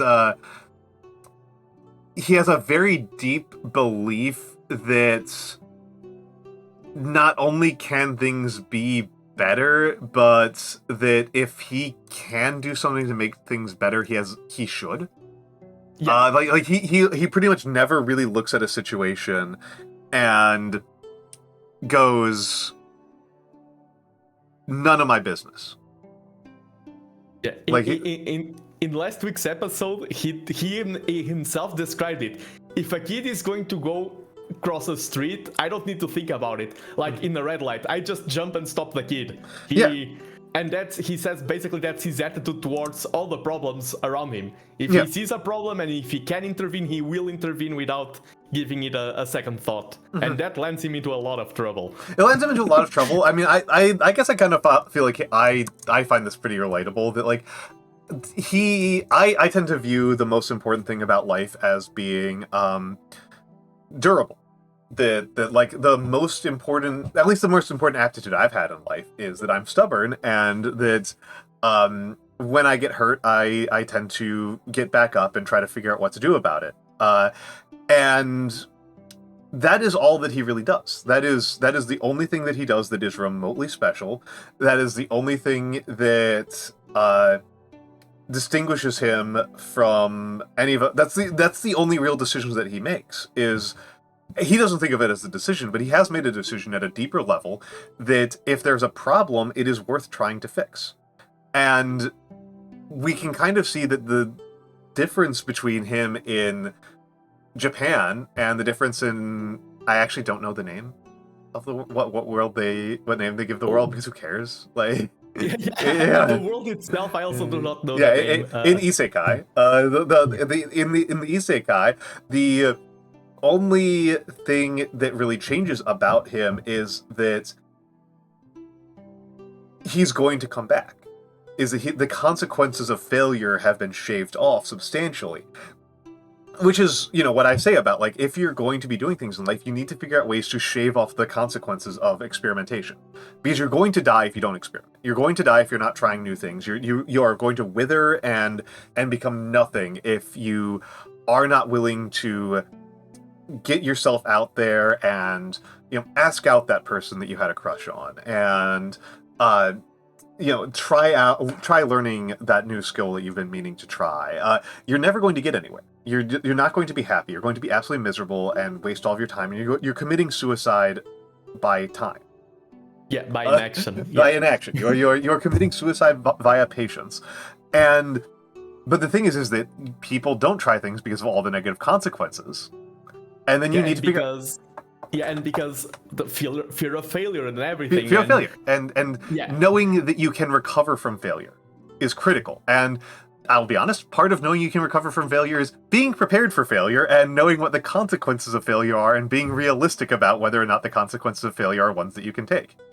Yeah, and also failing is a good way to get used to it. Yeah, failing is a good way to get used to it. Yeah. The more you fail, the easier it will become. Yeah, I'm just trying to say safety first. Yes. And he has the ultimate safety, which is that if he gets slowly eaten alive by rabbits, he'll be fine. Kind of. He'll be physically fine. Eventually. So it's that's kind of a lot of why I think this is kind of interesting, right? That like he has this very common weakness where the fear of being perceived, of being seen and known, of any sort of failure that a company is getting to experience the world is going to be so devastating that he can't handle it, so he just avoids everything. Yeah, and he himself says there's a circumstance where he clearly fails and makes a fool out of himself. The part where he insults the knights, and the knights are basically how dare you insult our honor? We will duel you for, and he gets completely humiliated. Yeah. Like a public humiliation. Then his relationship with Emilia breaks down, and you can see that is like the worst possible thing for him. Yes. And do we have a slide about Emilia? Oh, I have one in a way, but not about this. Okay, so we may as well talk. There's a lot of fucking characters in this. There's a lot of characters in this. This was when I talked. This was something that Nagi thinks is that the author is just kind of throwing characters at the wall and then seeing which ones become popular and then following up on those and letting the other characters kind of wither away. And I think that's actually kind of fair as a criticism. Emilia is the most important character after Subaru.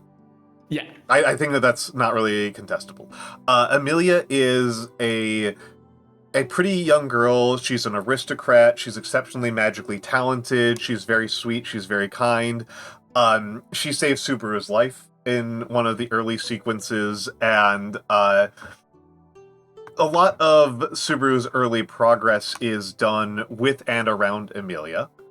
And to me, what always stood out as possibly the single most important part of development for Subaru in the entire thing, it was relatively early, but I think it's a very critical moment, is he dies, right? And he goes back several amount of time. He dies and goes back. He dies and goes back. And he remembers. So he remembers this, that, and the other thing that Emilia did.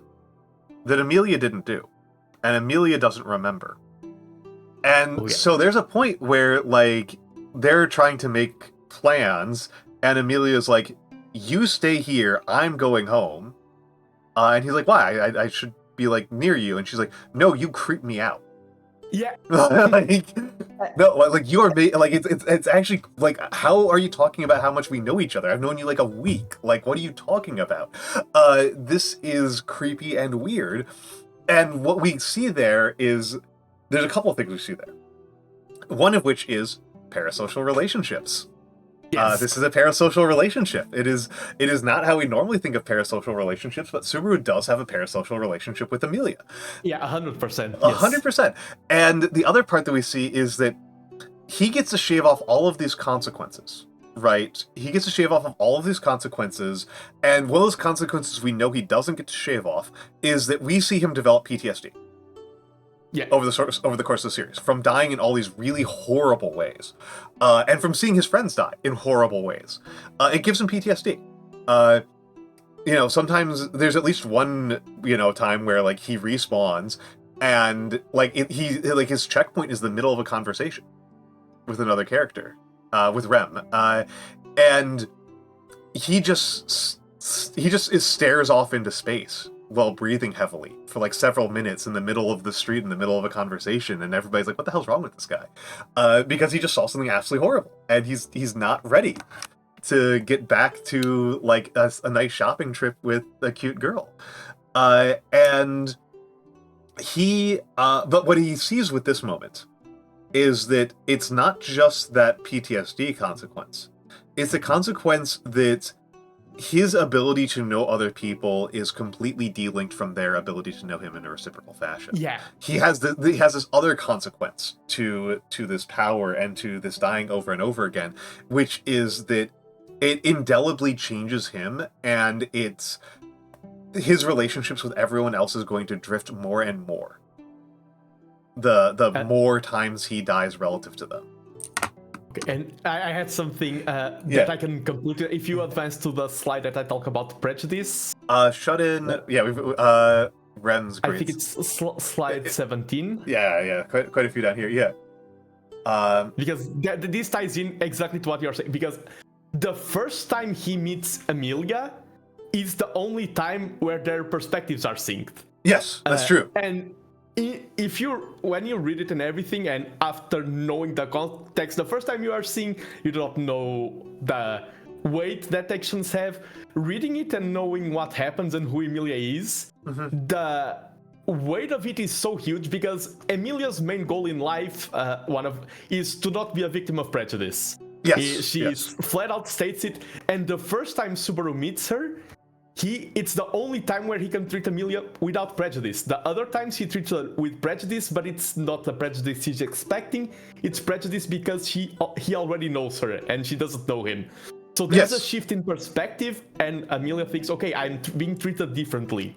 The first time Subaru meets Amelia, he's like, you're just a pretty girl and I like you. And Puck starts punching Subaru in that moment in the light novel, and Subaru's like, hey, why you're punching me? Did I do something wrong? And Puck is, no, it's the opposite. I'm so happy I can't even know how to express myself. Because Subaru, the first time he meets Emilia, they go along well, and he treats Emilia with absolutely no prejudice. They get along perfectly, and it's a beautiful moment. And that's the real weight of Returned by Death. Right there is that this perfect first meet was completely deleted and will never be recovered. Yeah. The kind of relationship that all of his relationships are in a lot of ways even lesser than every relationship that we have. Yeah. As normal people. And it creates this very. It's a thing that I think about all the time. That Subaru is being super not normal about Amelia. And it's I talk a lot about how much I like Braid. Braid has a similar kind of theming to it, that like he is doing something that I think a lot of people think about. It's a very common fantasy that people have about romance, of the what if I just went back and did things differently? Could I have like changed my relationship with my romantic partner if I had done X, Y, or Z? If I'd gone to the gym more, if I had remembered their birthday more reliably, that kind of thing. And then the reality is that it doesn't actually really help him. Because it means that he is now, like, from Amelia's perspective, he is otherworldly and not in a good way.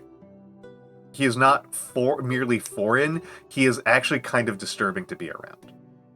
Yeah, and that's one of the main points that ReZero shined. I really enjoyed when ReZero went that route, because it could have been just a cliche of Subaru, oh yeah, I want to save her, I dedicate everything to her, I love her, and I'm going to win her, and it's like, no, that's not how relationships work. You are creeping me, you are...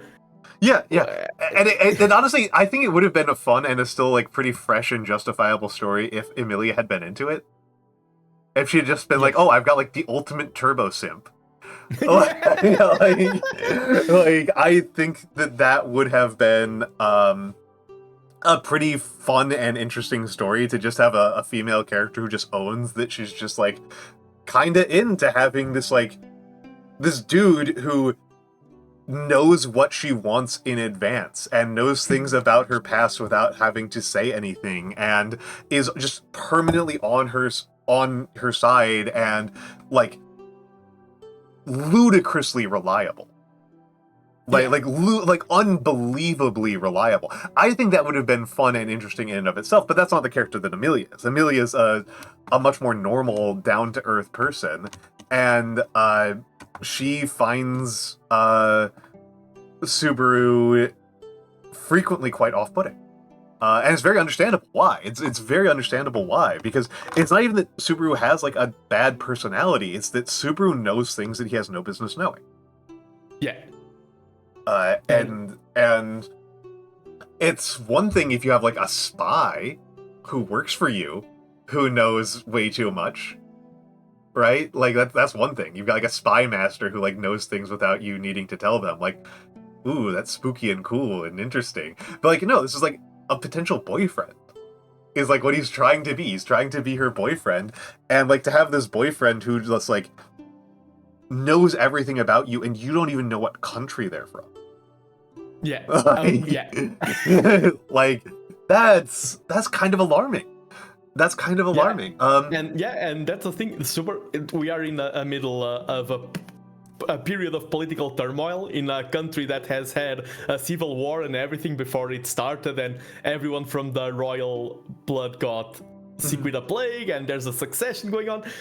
And then suddenly here comes Mr. Reliable, and that's not trustworthy at all. Yeah. How does Yeah, and it's especially funny because like Subaru doesn't understand anything about the culture that he's intervening in.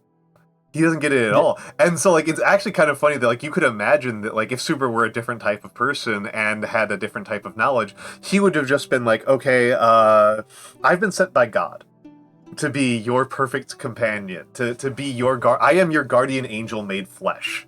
That is why I know what desserts you like. That is why I know when you wake up in the morning. That is why I like that's a very alarming thing for somebody to know about you when you first meet them. Yeah. Yeah.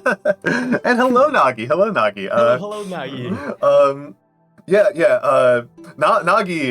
Nagi and I have discussed this a little bit. Nagi does not like ReZero. Which we have not gotten into the elements of this. We're still talking fairly basic stuff. We're 2 hours in. I still feel like we're talking fairly basics. Yeah. I actually feel like maybe we should. I don't think you put it in your slides, but I feel like it might be valuable to talk a little bit about the basic arcs of it. I'll try to do a super quick summary of it. Hello, Bogdan. Yeah, if you want, slide 7 can be a good reference because it has the names of the arcs and everything. Slide 7, all the way back. I am thinking in terms of... there we go. I was thinking in terms of like what the characters are and who they are and how they interact. Again, our main character is Subaru. Almost no other character truly matters. Amelia is his love interest and is probably the next most important. We've talked a little bit about her, but her main deal is that, again, she's a pretty aristocrat with really powerful magical skills, and in the ongoing imminent succession crisis, she is a potential pretender to the throne. Yes. She is a pretender to the throne. I think she might be the most politically incompetent person involved in that entire fiasco, and everybody involved in that, every single pretender to the throne is a moron of an incredible degree, but she manages to, I think, be the most stupid of them.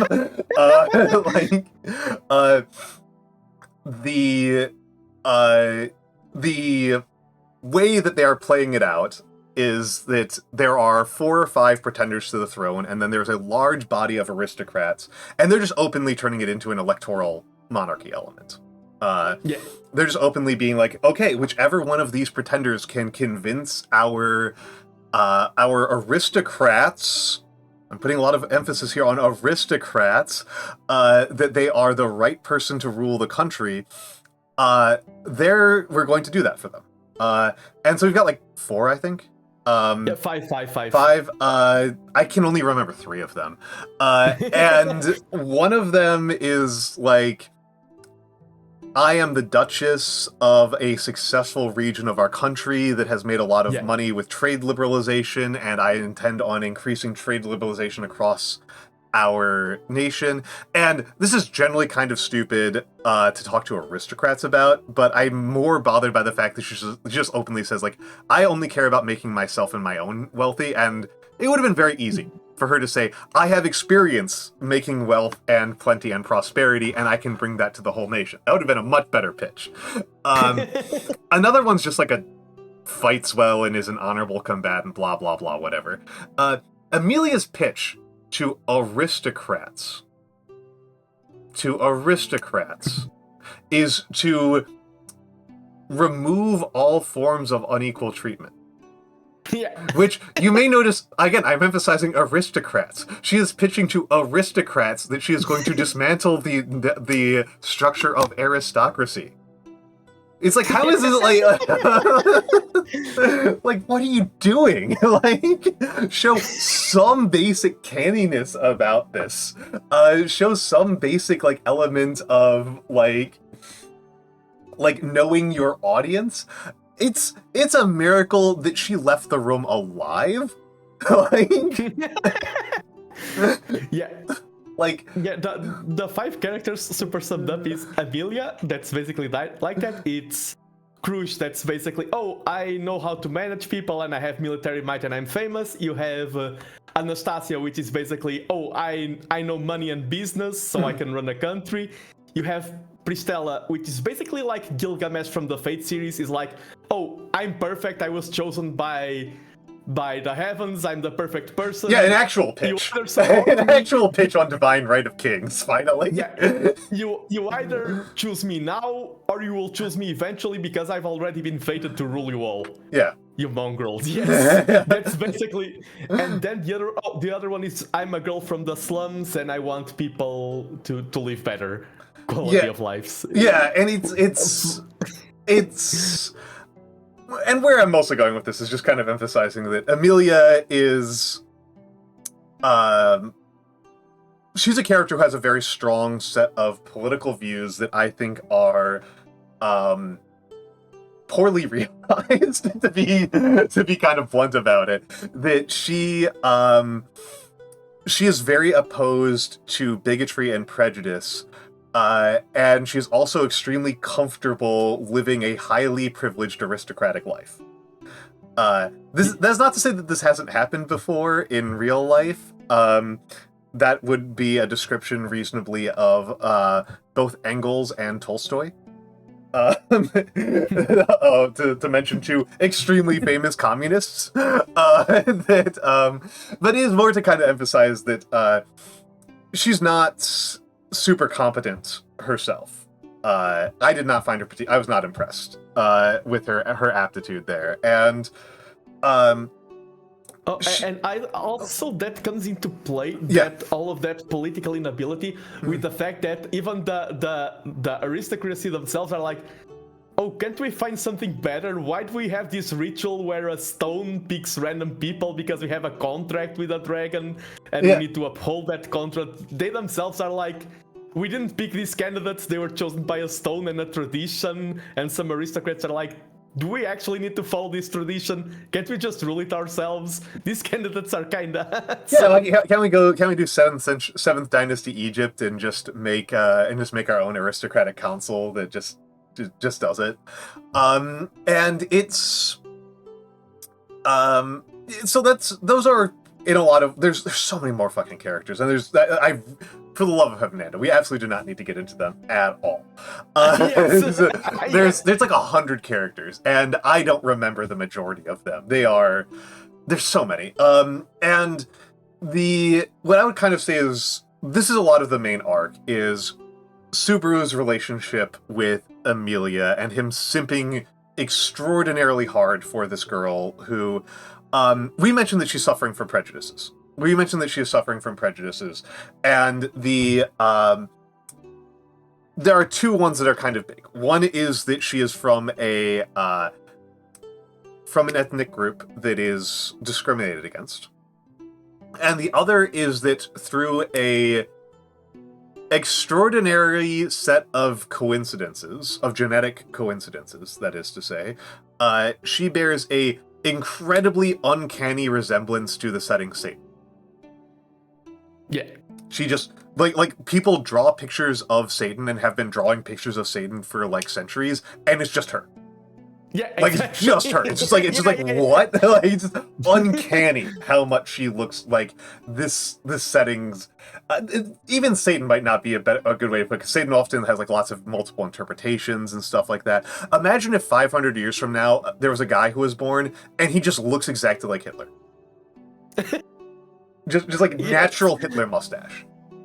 And he's running to power and saying, "Oh, I'm not like that guy. I'm actually super wholesome. Please vote for me." Yeah. Imagine like the nicest guy you know just has natural Hitler mustache and just looks like Hitler, just like for no good reason, just like no good reason. Does have the option of a different haircut, and Amelia does have the option of shaving her head that she does not take. But yes.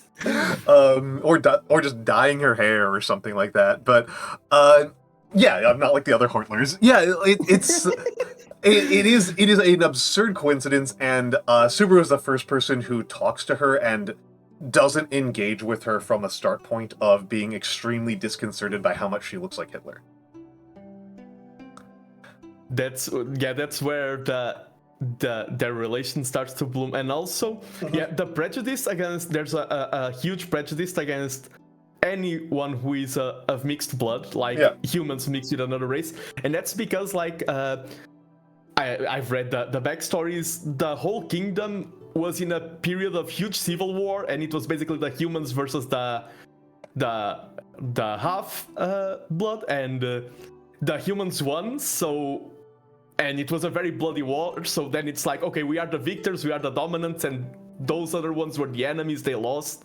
And that's kind of the setting that we're in. We're in a period of great political instability after a civil war, where a lot of discrimination, and that's one of the great powers of Subaru, is that he comes into a society with a lot of prejudice, and since he's so ignorant, he is completely oblivious to all of the prejudice in that world. It would have been a really funny twist if it turns out that by 21st century standards, he's actually super racist. Like if you're just like really racist against like black people and stuff, but it just like doesn't come up because it's a fantasy universe. That would have been a really interesting twist. It would have been like a very funny twist. I don't know if it would have been a good twist, but like he would be all in on this stuff if he was like raised with it, but he wasn't. Yeah. I'm glad the story didn't go through that route. That's the kind of thing I would write into a short story. What we see... So I think we can talk about a couple of the other characters, because there are some other elements of it that are not... I do feel like I want to talk about Rem and Ram. Crowdmost want to talk about them, and they're like Rem's kind of like the only other character I want to talk about. It's like, I don't give a shit about all these knights. There's like 8 million of them, and they're all stupid. That's one thing that I gotta stand up for the light novel. I found them a lot more enjoyable in the light novel compared to the anime. I mean, I can believe that. Side characters, especially for one that I can remember, Fairy is the one who is like very feminine, and in the anime I was like, okay, what's the deal with this character? In the light novel, he's a really compelling character, and I enjoyed his writing very much. So it's one of he's one that's very funny to me, because you can tell that like the writers like him a lot, and the people making the adaptation like him a lot, and then they just like none of the stuff that like matters about him is ever on screen. You can just tell that like he's got this aura of likability from the writers.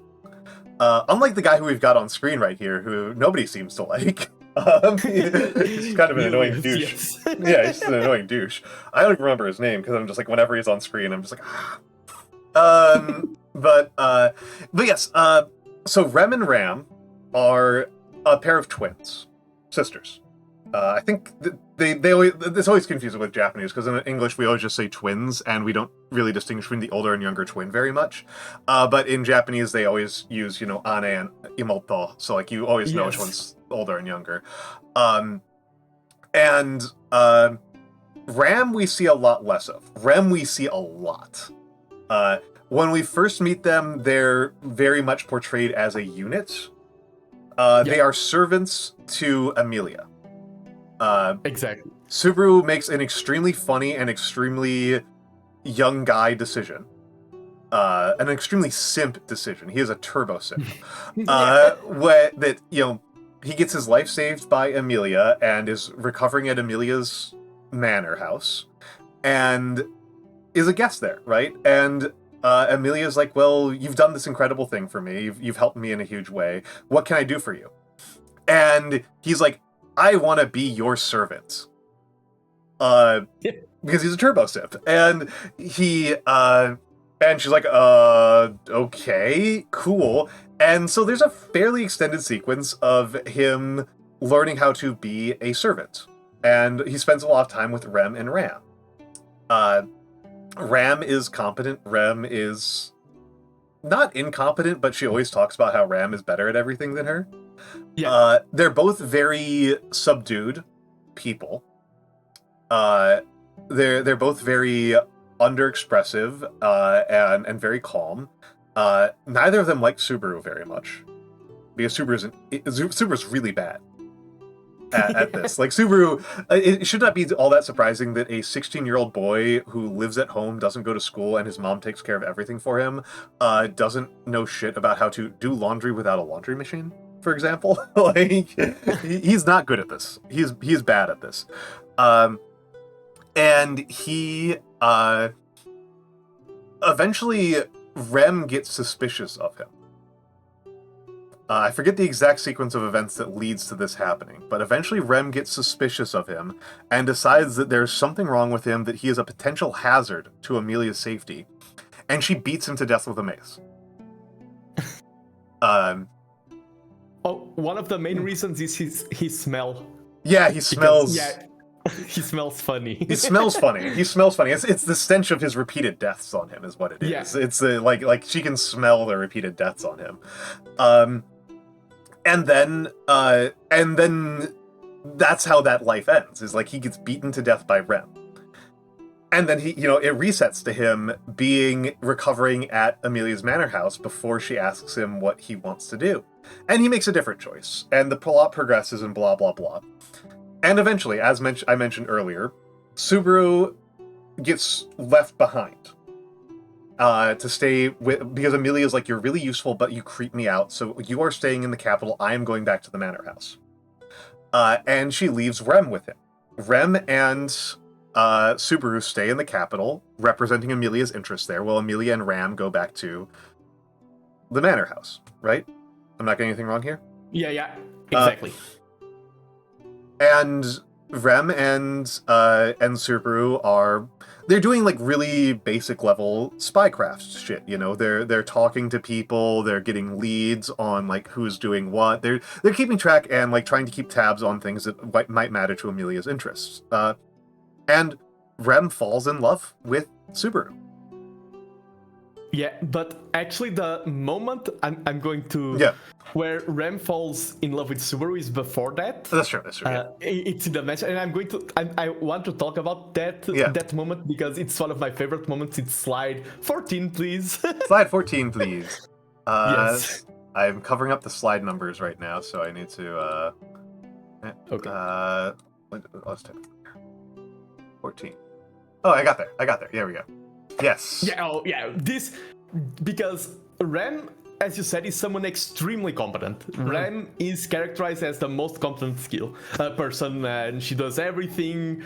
She has a horrible self-image. She thinks she's incompetent, and so she keeps struggling.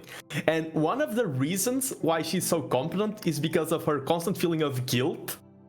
And I really enjoyed this sequence because we are teased like she owes something to her sister, she did something wrong to her sister, and then we have the reveal of what had happened. And I thought, maybe she started a chain of events that led to tragedy, maybe her sister sacrificed to save her, and the only thing that happened was she was jealous of her sister, and during a battle where a sister gets basically... Let's back up here a second. We have to back up here a second and explain something. They are Oni in the Japanese mythological sense. Yeah, they are demons. They are, yeah. Well, and Oni, to the specific point of, they have magic. They're mostly human looking, and they have magical powers, and these magical powers are linked to horns coming out of their forehead. Yes. That's the part we need to kind of clarify here. Yeah, and Ram is basically a legendary Oni. She's like the Oni god. She's a creature of legends, and she's going to grow up. The older sister exactly is going to grow up to be the strongest Oni ever. Yeah. Basically, she's a creature of legends. And Ren is the one who lives in the shadows. She's useless. Okay, I just need to serve my sister. And there's a sequence where Ram's horn gets cut off. So basically she loses that monumental power. And Ram's thought at the moment was, oh, what a relief. I don't have to deal with this anymore. Yes. And Ram's entire character is based off the guilt she has for having that thought. It was not an action, it was not something she said, it's not something... All she did was think that, and because she thought that, she never put it into words, she never processed it, she's living frozen in time with the guilt of that thought, and that thought alone, the guilt she has, is what drives her to competence, is her entire identity. her entire identity is created by the guilt she felt from thinking that at that moment. And I found it interesting to find out that her great sin, was thinking something. It was not doing something, it was not saying, it was just thinking. That's true. And she's she is a character that I think is really interesting, and we are going to talk about this sooner or later.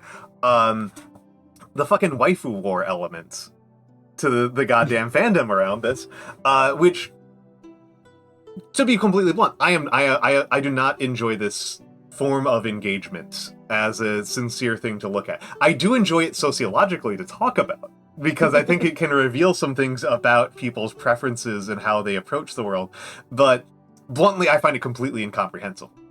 Just completely bluntly, I find it completely incomprehensible. These are characters. These are characters. They have interesting narrative functions and narrative features. They might do things that are interesting. They might have traits that I find relatable to myself or to people I see around me in my real life, but they're not people.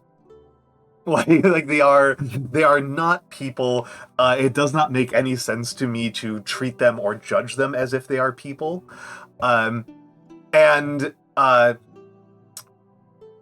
is to call her a fan favorite would be an understatement. Yeah. Like to call her a fan favorite would be an understatement. I think she is probably the most recognizable single element of the entire series. I think she's substantially more recognizable than either Emilia or Subaru. Although I think Emilia is more important to the narrative, I think that to the subculture surrounding the series, Rem is more important. Yeah, because I had the experience. I was in Akihabara before, but when ReZero was booming, and I knew nothing about ReZero, and I don't remember. I know that there's a lot of Emilia stuff, Beatrice stuff. I don't remember seeing anything. I just remember seeing Rem and Ram in every single corner of Akihabara. Yeah, that's what I remember. Yes. It's they're incredibly popular characters, and it is kind of interesting, especially given that Rem in particular gets pretty backseated by the point where we are in the anime. Like she is very firmly a backseated character. Yeah. Again, we said full spoilers, so I may as well follow through on full spoilers. She's in a coma. Yeah. She's in a coma. Magical fantasy, blah blah blah, but she is. And yeah, they are the waifu icons of the show. I've actually never heard anybody really talk about Emilia as a waifu. I have heard people talk about Echidna. Oh yeah, Echidna, very frequently. Yes. Very frequently. Echidna, the as mentioned, the Hitler of this universe. There are people who say they're into evil women. But then there is simping for female Hitler. And for girl Hitler, I should say, to make it confusing with Venture Brothers. But yeah, it is a kind of, well, okay, so here we've got somebody who's an Emilia stan in there, and again, I find this to be a mode of engagement that I'm not super sympathetic to. I'm sorry. There's a bunch of people who are clearly in that mode of engagement, and I'm just like, guys, please have a crush on somebody in your real life.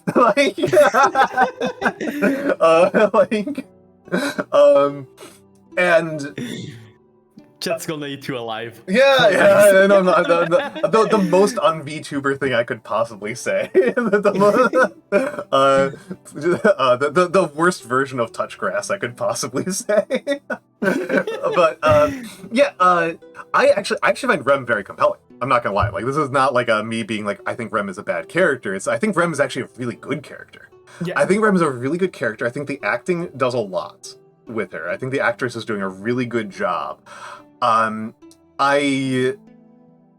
think that, like, she's a very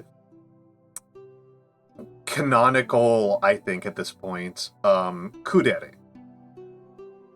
Yes. I think for those of you who are less weeb-brained than me and Nando, dere is Japanese for loving, and dere specifically dere loving. The Japanese likes to do those repetitive words.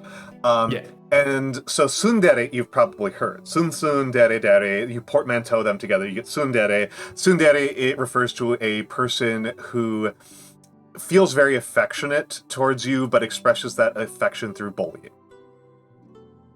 Kudere, ku is from the Japanese pronunciation of the English word cool. Kuru. So kudere is a person who loves you, but is too cool to let you know. Like it's too cool and aloof.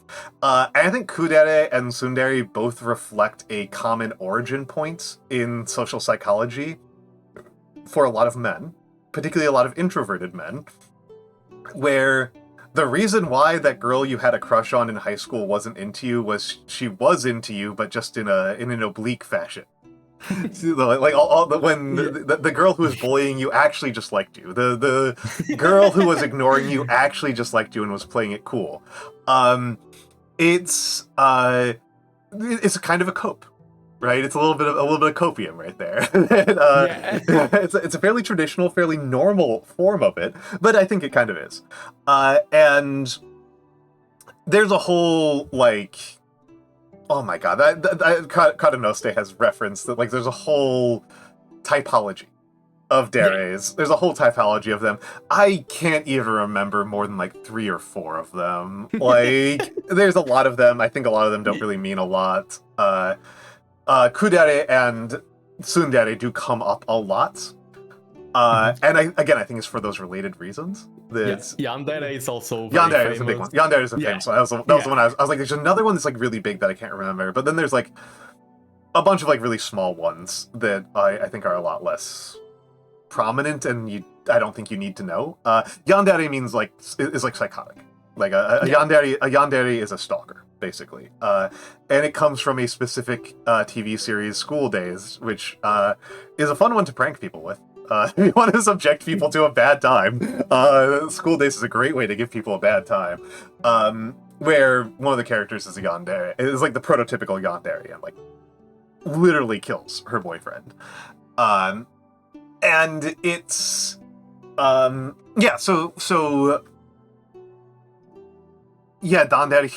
himedere, nice.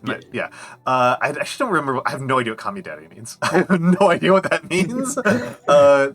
God-loving? Is that a Protestant? It's someone who Cotton Mathers, the Pilgrims, those kamidere? It's a deity-like character who is arrogant, self-centered, and looks down on their love interest. Whatever. Okay, sure. Whatever. Whatever. I was reading the definition. That's whatever, man. A massive apologies to everyone here. I don't tend to respect this mode of engagement of this form of literary criticism very much. I don't truck with it. But I do think that Rem is genuinely a really interesting character, and she's very guilt motivated. A thing about that stands as a kind of interesting element to this is that Ram is not bitter at all. Yeah. Ram has no bitterness, and even if she was, it would be really fucking hard to tell. Because Rem is pretty underexpressive, and a lot of my favorite moments in the anime are watching her attempts to remain composed break down. Yes. As she falls in love, as she worries about her sister, as she opens up about her sense of guilt. I thought those were really well acted and animated. I thought those were really, really good. But Ram is substantially less expressive. These characters are, from an American perspective, they are almost parodic wasp levels of underexpressive. Does that mean anything to you? No. I don't know if that's one of those things that we've exported very much. Okay, so to Americans, the default white culture is WASP, White Anglo-Saxon Protestant. And it is, at this point, a relatively small subculture, and the most obvious place to look at what that culture is like, I think my favorite portrait of it, I should say. I worked as a servant for some wasps when I was younger, so I've been around some very wealthy wasps in my time. I think the best portrait was Knives Out. Have you seen Knives Out? No, I haven't. I know. The family in Knives Out are what we're talking about. They're wealthy, they're white, they move with incredible dignity at all moments. They are absolutely allergic to expressions of vulnerability. That is the big thing. It's like a total... That's the thing that this culture is very famous for, is a complete allergy to vulnerability and a total allergy to like straightforward expressions of affection. Yeah. This is the kind of culture that like berates a child for being too happy. Oh yeah. Himedare is derived from that. Like the Hime and Himedare, princess, is Japanese for princess, and the whole modern notion of aristocratic norms is derived from British Victorian aristocratic norms, which the WASP really inculcated and have carried forward into the late 20th and 21st centuries. It is a largely dying culture. It is largely referenced in our literature. If you read a lot of American books where like people are underexpressive, they never tell each other that they love each other, everyone just kind of gets quietly wasted in their bedrooms as a way of like having any sort of feeling other than just like ambitious or mean, that's WASP culture. And that's like the legacy of that. And yes, Ice Queens is because it's more gender neutral than Ice Queen. Ice Queen is a very gendered term. It's a very gendered term and a very sexualized term. Yeah, this is much less sexual, much less gendered. And I don't feel like Amelia fits into this schematic. Even though she's literally an ice queen. She is literally an ice queen. She is literally an ice queen. But she is a fairly open and forthright person. She is fairly honest. I think she's... the thing is, like, I feel like all the Deres are pathologies. If somebody gets described as a Dere, it's because they're pathological in some way. And Amelia doesn't have any particular pathology other than that is focused on her connections to other people, I should say. She does not have a pathology about her ability to express affection for others. She has a pathology around her ability to over how she is perceived by others and how she fits into the world. She does have a pathology around those things. She is not an undamaged, perfectly mentally well person. But she does not have a pathology where when she feels affection for another person, she cannot express it in a normal way. She can express her affections in normal, straightforward ways. Where, like, Ram and Rem can't. You know? And I just remembered one thing when we were talking about how there's a difference in perspective between Emilia and Subaru. Yeah. Emilia, in the latest episode that aired today, literally says Subaru might become the man I marry one day if I fall in love with him, but I have never fallen in love with anyone, so I cannot become the woman that Subaru wants me to be. I cannot be his wife. I'm not ready for that. That's basically, she's very conscious at presenting her opinions and everything. She's very... And the more the series progresses, the more self-conscious, self-composed, and structured she is. And she knows, okay, Subaru loves me and wants me to be his wife, but I'm not that person. Maybe I will grow into that person, but I'm not that person yet. I cannot be that person. That's not who I am. She literally states that in the last episode. No, it's... And it is kind of interesting. I will say that I tend to be invested in romances a lot. I love romances. I love Kaguya.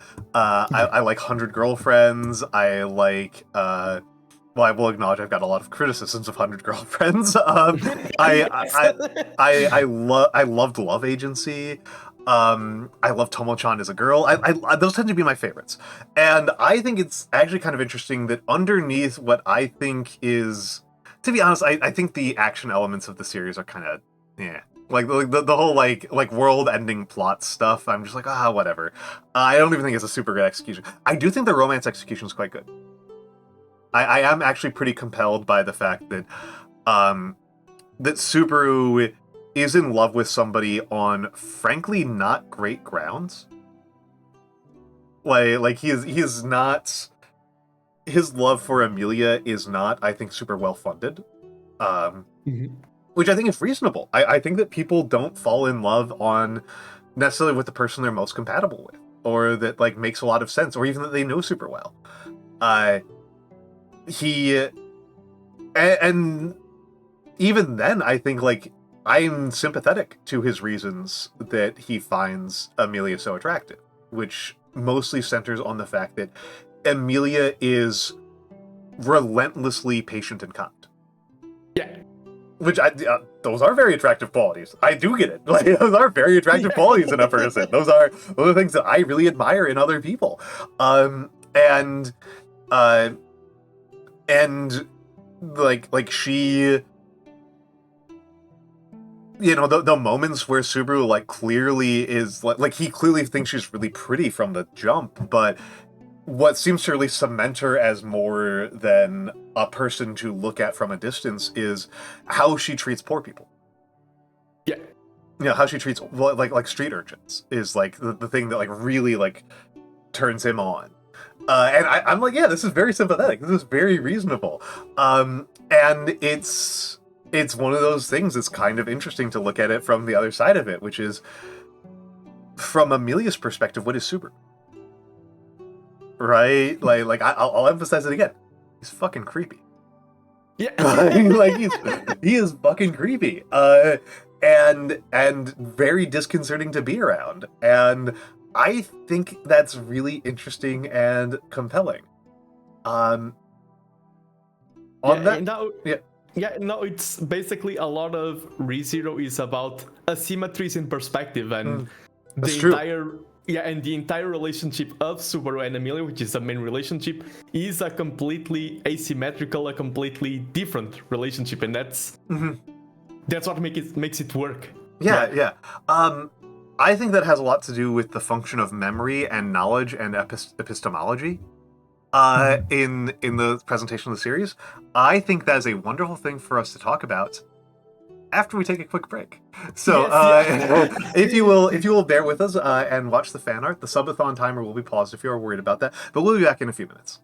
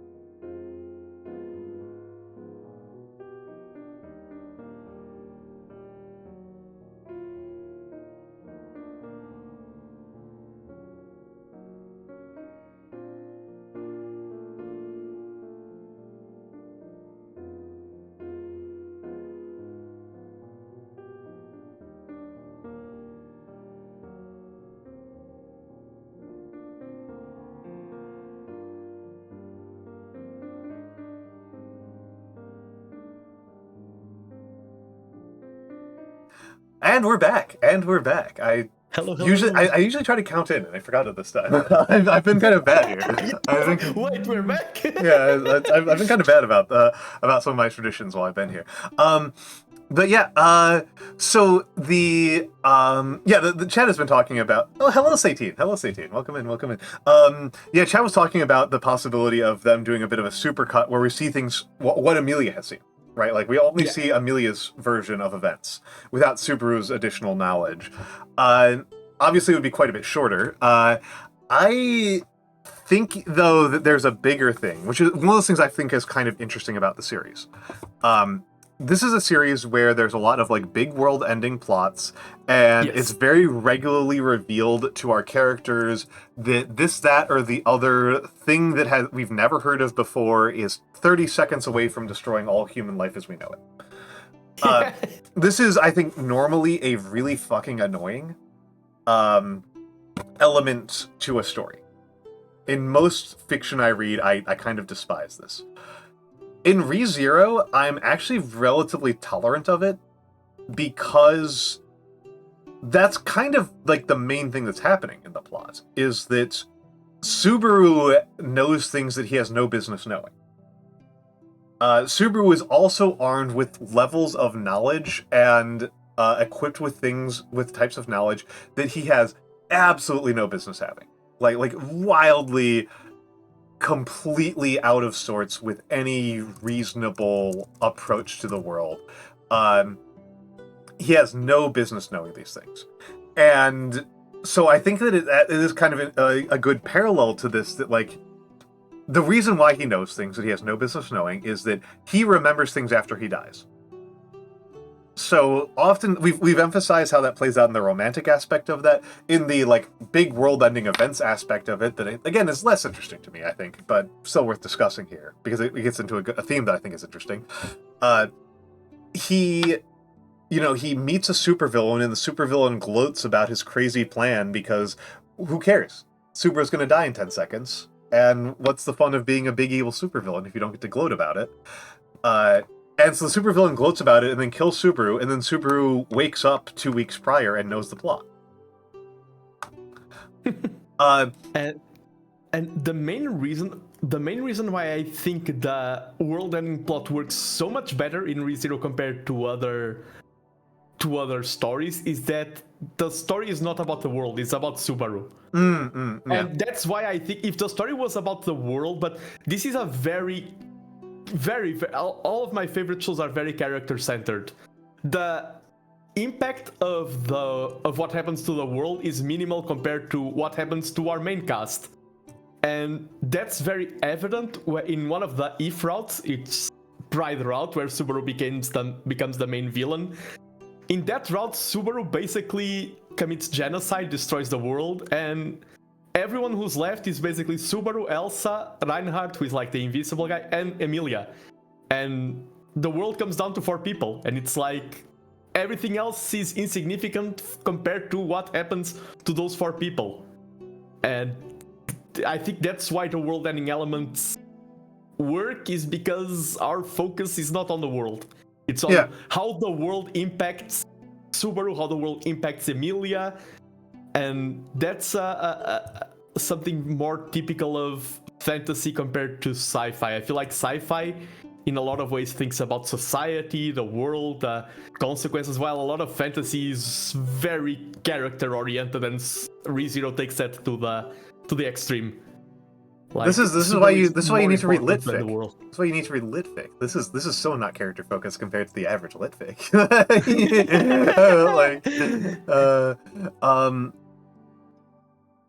But yeah. Yes. Sorry, there was a auto mod gave me that was behaving very strangely. So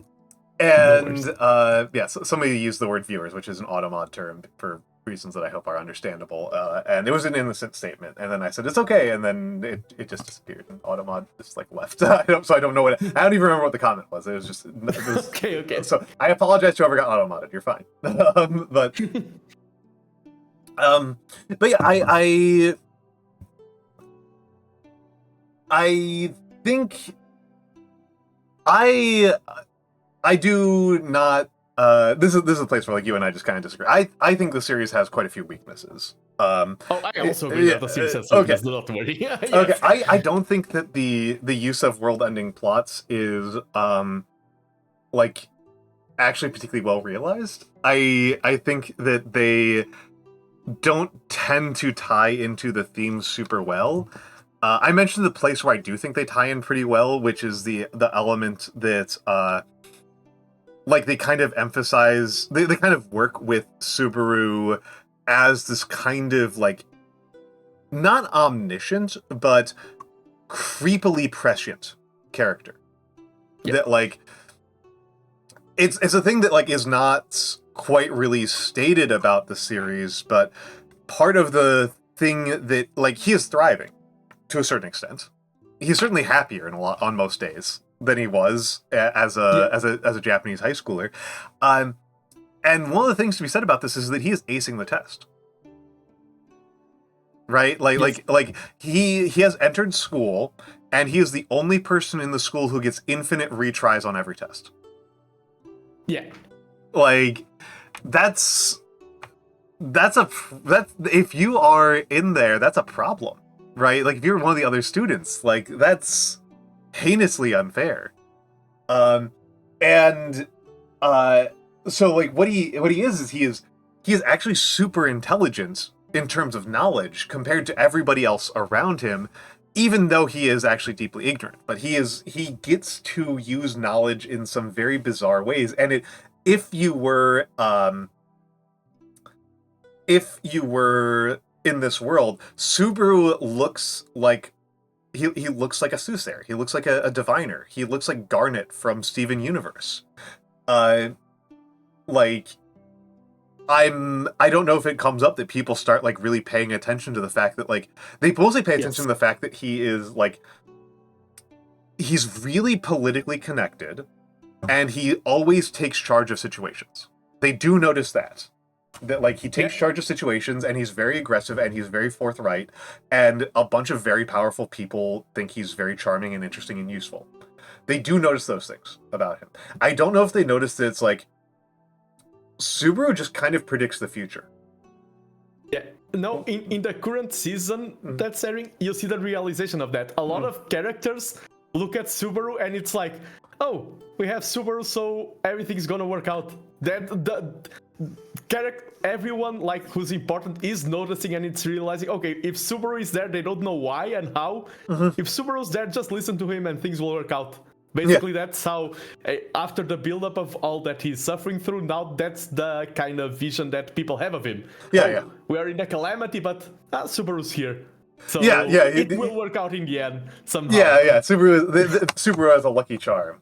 But it's I think Amelia so far is the main person who's noticed this, specifically knowledge, where he's just like bizarre. I think at least one of the antagonists has noticed like you know stuff that like you have no business knowing. Yeah. Like at least one of them has been like, I need to be like careful around this guy because he just seems to randomly know things that he has no business knowing. Oh, I mean, Kratos. That was a lot of what I hope that I haven't been. I think I've been emphasizing that. Maybe I need to be clear again about this. That like that knowledge comes at a price, and that knowledge doesn't always go correctly for him. Right, like that knowledge has its own burdens. On top of the fact that like he has to pay this price in suffering and blood for his knowledge, he also pays the price in that, again, like I've said, it creates distance between him and Amelia. Exactly, that's why I like that the first loop that he lost was super important and wholesome, because it set the tone right away that this is a power that makes you lose things. Yeah. It is often described as a curse more than a blessing. Well, it's one of those things that I always like to say to people: you only get one first impression. Yeah, you know, and he's the person who doesn't get one first impression. He arguably gets zero.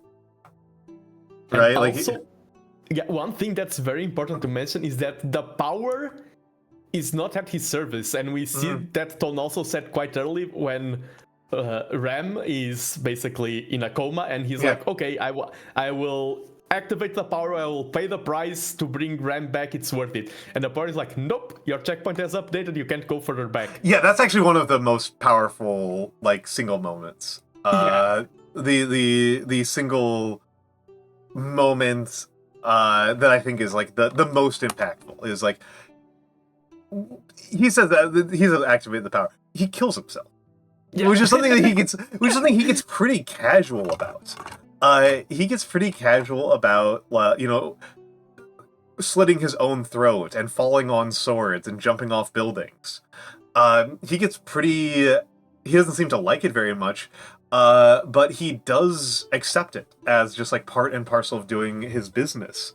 And previously it had gone well for him, and this time the power is like, no, whatever course we want the game to play out in, right? Whatever are the series of events that this JRPG-ass universe is operating on, part of the plot is that Rem goes into a coma.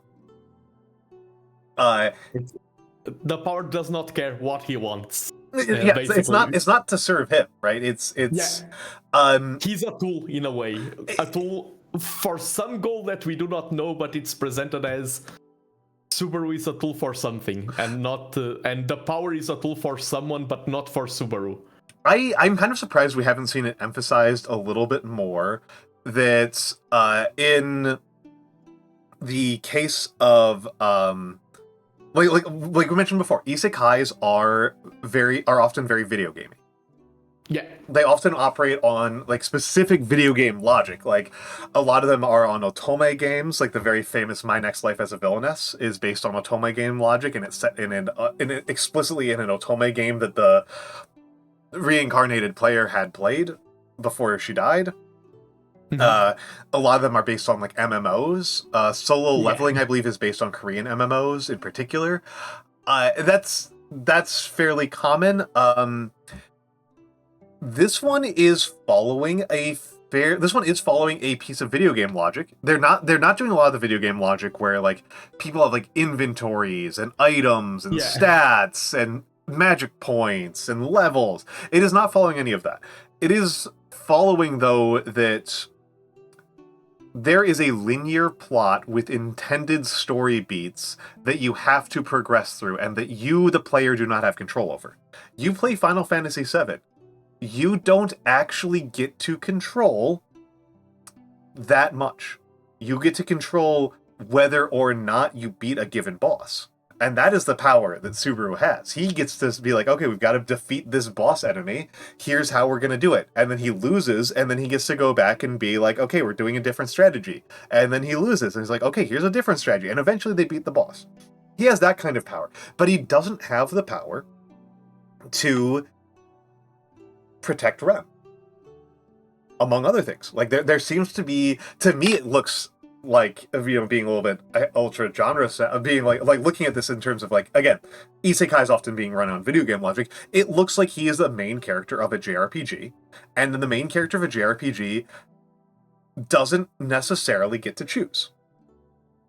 They're going they're going to have to do certain things. Major character deaths are set in stone. And, you're going to have to go through the apocalypse in Final Fantasy VI. You're going to get betrayed by August in Final Fantasy Tactics. I'm only going to reference Final Fantasy because I haven't played Dragon Quest. I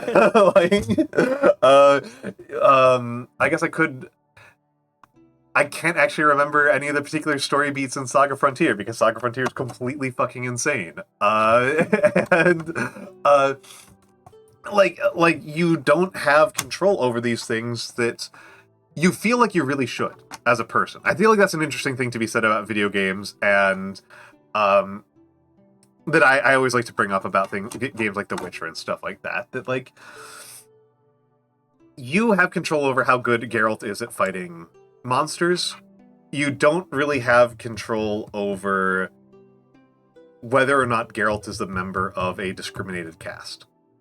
Yeah, and yes. I think I've heard you say specifically this, maybe the words are not correct, but basically it's a role-playing game, Yeah. the genre, and role-playing is basically none of that. Role-playing game just means number go up, and Yeah. doesn't mean that you are playing a role. I mean, you are playing a role, but you are not dictating a role. You are playing a role that's already written for you, laid out. I can be pedantic on this point, right? Like this is I've made the reference repeatedly that I think The Witcher is an extraordinarily good RPG because Geralt has a personality that is independent of yours.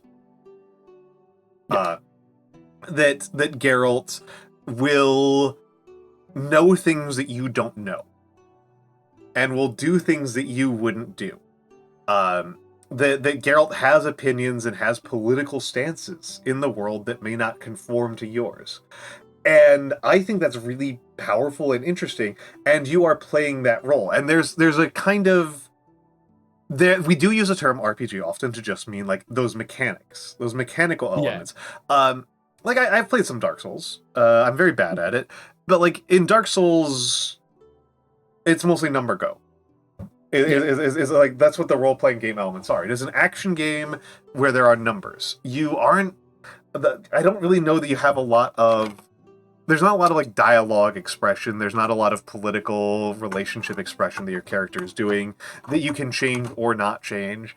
And I guess it's kind of like my general hot take on the Bethesda RPG, is where this becomes the hottest take. Is that the Bethesda RPGs, they try to make it so that you can customize the role that you play in the universe. And because they give you so much control over the role you can play in the universe, that means the writers have no control over giving it any specific story stakes. The writers have placed limitations, extremely harsh limitations on themselves, on what they can do with the storyline and what they can do with it. And they cannot... that's, to me, that's a lesser form of RPG. And I would say Cut and Toast, in Undertale, I kind of feel like Undertale is one of those games where it is a fairly linear experience. You can't just stay in the ruins, in particular. Like, that was something I wanted to see what would happen. I wanted to see what would happen if I tried to stay in the ruins as long as possible. And the answer is that the game breaks. Like, is what happens. Like, that's I think about this a lot with... there's a really good video about this, Intended Play, by Dan Olson. Mm-hmm. He's talking a lot about Dark Souls in particular. But what is the intended play of a game? What are the limits of the game? And one of the things he brings up as a limit is that the unintended play of the game isn't really so much places where you get punished. Like, people will talk about, like, punishment and like reward and punishment in terms of, like, what is unintended and intended. But the real unintended play is the places where the game just doesn't do anything. Yeah. Like being a miner is unintended play in Dark Souls, because no matter how often you hit a wall with a sword, or a hammer, like, you're not going to mine it out. You're not going to excavate the various mountains in Dark Souls. You're not going to dig through the catacombs and do archaeology, because there's no verbs for that make it responsive in any meaningful way. It's not a dating sim. There's, again, no real mechanics for it there. And so... Subaru, I think, is kind of... You're further into it, so I don't know how true this is, but it does feel like Subaru is kind of hitting on this kind of horrible realization that he is... there's these limits on what he can do in the universe. And he has all of these verbs and all of these powers that affect his ability to do and undo violence. But he has very little in the way of, like, he can't really protect people in the world other than by stopping somebody from killing them. Yeah, and that's one of the main, like, guiding lines of the show recently, and where it's heading towards, is that the show really wants Subaru to grow out of Return by Death. It's basically the show does not want Subaru to use that power. Mm-hmm. And it's basically, because as you said, he's realizing in a way how powerless he is, and one of the ways that the grid route, the what if routes form a good goal in balancing the story, because now we are seeing Subaru growing away from that. There's in the current routes there are things happening that past Subaru will be like, okay, this is a load previous save. Now he's tolerating so much and he's like, no, it is inevitable. He is accepting that even though he has this power, there's a lot of things that are simply inevitable. He accepts a lot more things, and the grid if route shows the exact opposite. What if Subaru was a perfectionist? What if Subaru was determined to try to change the course to every single detail and obtain the perfect ending? And the consequence of that is that he becomes miserable and everyone around him becomes miserable, and it's the worst possible scenario. Is where Subaru tries to gain control over everything. That's the worst ending of ReZero. I have this gets into a streaming thing that I've talked about a few times. I loved playing Signalis on stream. And a lot of one of those things that was really lovely to me about playing it on stream, and why I would probably not have enjoyed it as much if I played it off stream, is that I felt compelled to just keep on going. Yeah. And to accept certain levels of mistakes that I know if I was playing it on my own, I wouldn't have. I would have loaded every single time I missed a shot on my own. Which would not have been good gameplay. I would not have had a particularly fun time. It would have been a much less interesting time, not just for the audience, obviously, but for me as an individual. And so playing it in a way where I accepted that I just had to keep on going, I had to keep on moving, made a much better story. And I think that's true of, I think that's one of those things that we're starting to see with Subaru, is that I do think it also may somewhat matter that, at least in terms of plot presentation, and this might be a change in the author's feelings, that early on, anything goes slightly wrong and he dies. Yeah. Like it's clear that in the early stages he has a very narrow path where he makes any forward progress at all. Like his options are everything goes right or he starts over. He only gets to do the 100% route. He only gets to do the perfect execution. He needs to S tier every course to progress.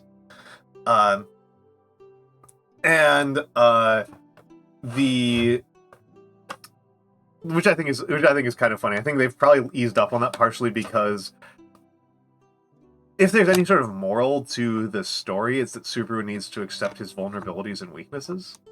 I had that talk planned. Yes. Yeah. No, let's get into it. I think you actually have a slide for it too. If you go like to the next slide, and the next two slides are a good way to talk about it. Yeah. Because Arc 3, which was Dark, where he is with Rem and everything, was about Subaru learning his strengths. Yeah. And in a show, when you're writing a series, a lot of what you put your thought into is what am I going to reward or punish? You talked about it in games, but in a show, it's the same thing. Yeah. If you want to have something like grim dark, you punish when people do things that are correct. Morality, that's usually a good way to establish a very grim dark setting. Yeah, that's Joe Abercrombie to a T, right? That's like his whole thing. It's like people are nice and then they just die. Yeah, exactly. And in ReZero, you have the opposite. Whenever Subaru does something good, eventually that comes back to reward him. And when I say good, it's like good in general. For example, his obsession about Emilia, he thought he was doing the right thing, but he wasn't, so he was punished by it. Yeah. His support for Rem was great, so he became the character that was best suited to help Rem, so Rem helped him in his lowest point, and that's kind of like the rebirth of Subaru, where he drops the title and says, I'm going to start over from zero, and a lot of Arc 3 was through Rem's support and admiration of Subaru, Subaru learning to love himself and not loving himself, but Subaru growing confidence. Arc 3 is not about self-love, it's about confidence. It's about strength, it's about power, it's about Subaru realizing, okay, I have all of this power, I am useful, I can drive events. How does Arc 3 end? With Subaru losing RAM, with Subaru losing the main source of that, with Subaru feeling powerless. And then Arc 4, I feel like the entire theme of Arc 4 is self-acceptance. And this is the arc where Subaru helps the most people. He helps Garfield break out of his shell, he helps Beatriz, and the reason why he helps everyone, that's basically the next slide, the reason why he's able to help everyone is that Arc 4 is where he realizes, okay, I'm not all-powerful, I'm not in control of everything, and that's okay, I need to accept myself, I need to accept that. So Arc 3 is about him learning his strength, and Arc 4 is about him learning his weaknesses, and that's why he, at the end of Arc 4, he knows his strengths and weaknesses, and he becomes much more complete as a person and a character. I feel like. I mean, and that's just like such a fundamental thing about, I would say, about being alive, and it is interesting, I think, to see how different pieces of fiction engage with this problem. This is, I think, an important. I think a lot of fiction is about this, about learning to live with various types of mistakes, and not just fiction. A lot of very good nonfiction. One of my favorite books of all time, The Year of Magical Thinking, is about it in a nonfictional context, and not even mistakes. I don't think that there's anything that that could have been done, right, to prevent the disasters that happen in that book. Have you heard of the Year of Magical Thinking? No. Oh, okay. It's a hell of a book. It is by Didion, Joan Didion, who's an American essayist. She's really famous for a series of essays called "Slouching Towards Bethlehem" about about like 70s San Francisco, where she was living at the time, and like the burnout that was happening there, the like entire burnout of all of American culture that was happening in the 70s. And The Year of Magical Thinking is her daughter gets a very bizarre and rare form of pneumonia, and the only way for it to be treated involves her being put into a medically induced coma for like 2 years. And the book is about her going insane. With grief and confusion and frustration, and trying to figure out ways that she could have done something different. That she could have done something differently to save her daughter. And you know, poring over medical texts and talking with doctors for days and days and days and weeks and weeks and weeks and years and years and years. And there's just nothing that she could have had any fucking power over. Yeah. Right, and this is like just this horrible, ludicrous roll of the dice that we all take on by having our these disgusting little bodies that we have, and that we all take when we have kids, and that we all take when we engage with the world outside of ourselves. And I do think it's a common theme in fiction, and I kind of like where ReZero has kind of ended with it, has landed with it, where you know, Subaru starts, I think the fundamental place he starts with as a weakness as a person is that he needs his life, he needs to be perfect. He needs to be the big hero in order to get anything done. He's unwilling to accept that he does anything without him being the best one in the world.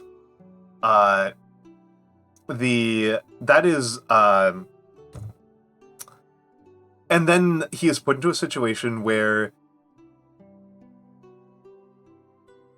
and so he gives up, right? He gives up because he's not that good at school, he's not that good at athletics, he's not that charming and funny, he's just a guy. And the horrible fatigue of just being a guy is something he cannot handle. And then he gets put into a situation where he can be the big goddamn hero, and it doesn't involve him actually being all that special. it mostly just involves him showing up. Yeah, exactly. That's it. Like, he mostly just shows up. That's the big one. Yeah, you're talking about how he has the hero. I like one of my favorite parts of ReZero as a whole is the fact that we have the loop back where he faces his paths, and that's a way for him to meet his father and his mother. Yeah. And you do see that he sees his father as the perfect hero, even though he isn't. Yeah. And he tries to be like his father and can't achieve that, and that's where everything began with his self shut in. It's like, I can't be that person. My father is a hero. My father is the best, and I can't be that one. So, and that's where everything snowballs from. He can't accept the fact that he's not perfect, even though the person who he's striving to become is not perfect as well. But in his eyes, his father is perfection. Yeah. And I like how Mura started off this whole discussion with hating who Subaru is as a character and being mad that I like Subaru as a character, and now Mura is relating to Subaru. Now Mura is seeing it. Subaru is so lovable. But you hate yourself. You know, this is you know, as Martin Luther King Jr. said, he who hates his brother hates himself. Perfect. Yeah. So yeah, I think that's it's kind of an interesting thing, and it's one of those things that's like a kind of terrifying element about the potentials of fatherhood and of being a parent, which are things that we all 80 to 85% of us are going to be parents, right? Yeah. Like that's statistically speaking. People talk about like how nobody's having kids anymore. It has fallen in the US to like 82%, which is still higher than it was in the antebellum era, which is still higher than it was in the 1850s and 1880s. 80s is not antebellum, that's postbellum, but it's still higher than it was in a lot of the 19th century. Like that's like 80% of us are going to have kids, right? And one of those things that's kind of terrifying is this is particularly like a fatherhood question. For people who are thinking about being fathers, you know, the gendered elements here, the masculinity elements here, what type of father are you going to be? And there is a belief that a lot of us have that we shouldn't be fathers unless we are supermen, unless we are people that our kids can be proud of, because we think about how proud we were of our fathers. That's how a lot of men I know have that anxiety, that like they haven't accomplished enough, they haven't done enough that their kid could look up to them. And with Subaru, we see like the consequence of being too much that person. That Subaru's dad is so strong and capable and loving that Subaru feels like it's not even worth trying. Yeah. And this is the worst outcome from Subaru's father's perspective, right? Yeah, I love how, of course, in ReZero we talk about the dissonance in worldview, like because of Return by Death, but all of Subaru's problems were because of this dissonance and they existed before Return by Death. Yeah. When he meets his mother, he's like, "Oh, I strived so much to become like father and everything," and her mother's reaction was like, "Yeah, I know. I looked at you. I realized what's happening." He's like, "What?" And the view he has, what he thinks his parents think about him, is completely different. He's in a bubble, and his worldview is completely skewered in comparison to everyone around him. Yeah. And for example, he sees his father being like super charming with everyone, and he's like, "Oh, I tried to be like you, and everyone just takes me for an idiot." And his father's reaction was like, "If I acted this way the first time I met people, they would also think I'm an idiot. I took years to build my reputation as this lovable idiot. You are starting from the wrong point. You're just seeing the end point, and I worked hard to reach this goal, and you're trying to start from the end." And it's all a matter of perspective. His father, it's clearly shown that his father is not perfect. Yeah. Subaru only sees the positives and only sees the good results. I mean, quibble here, which is that, thank you for that, Mura. Quibble here, which is that those are all Subaru's internal perceptions of his parents. Those are not his parents as they existed. Those are his parents as he saw them and as he remembered them. And what that also means is that by Subaru learning to see his father in a more complete sense, that shows that he has grown in the preceding several arcs, that he has learned things. But he, yeah, cut him toast. What the hell?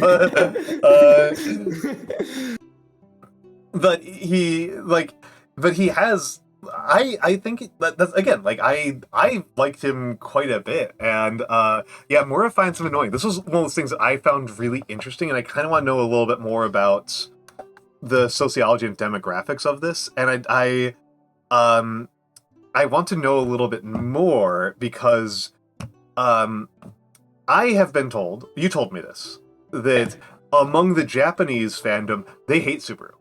Yeah, I think it's very Which is the things that's glaring. I have like 30 volumes of light novel before me, behind me, and none of them have Subaru in the cover. Yeah.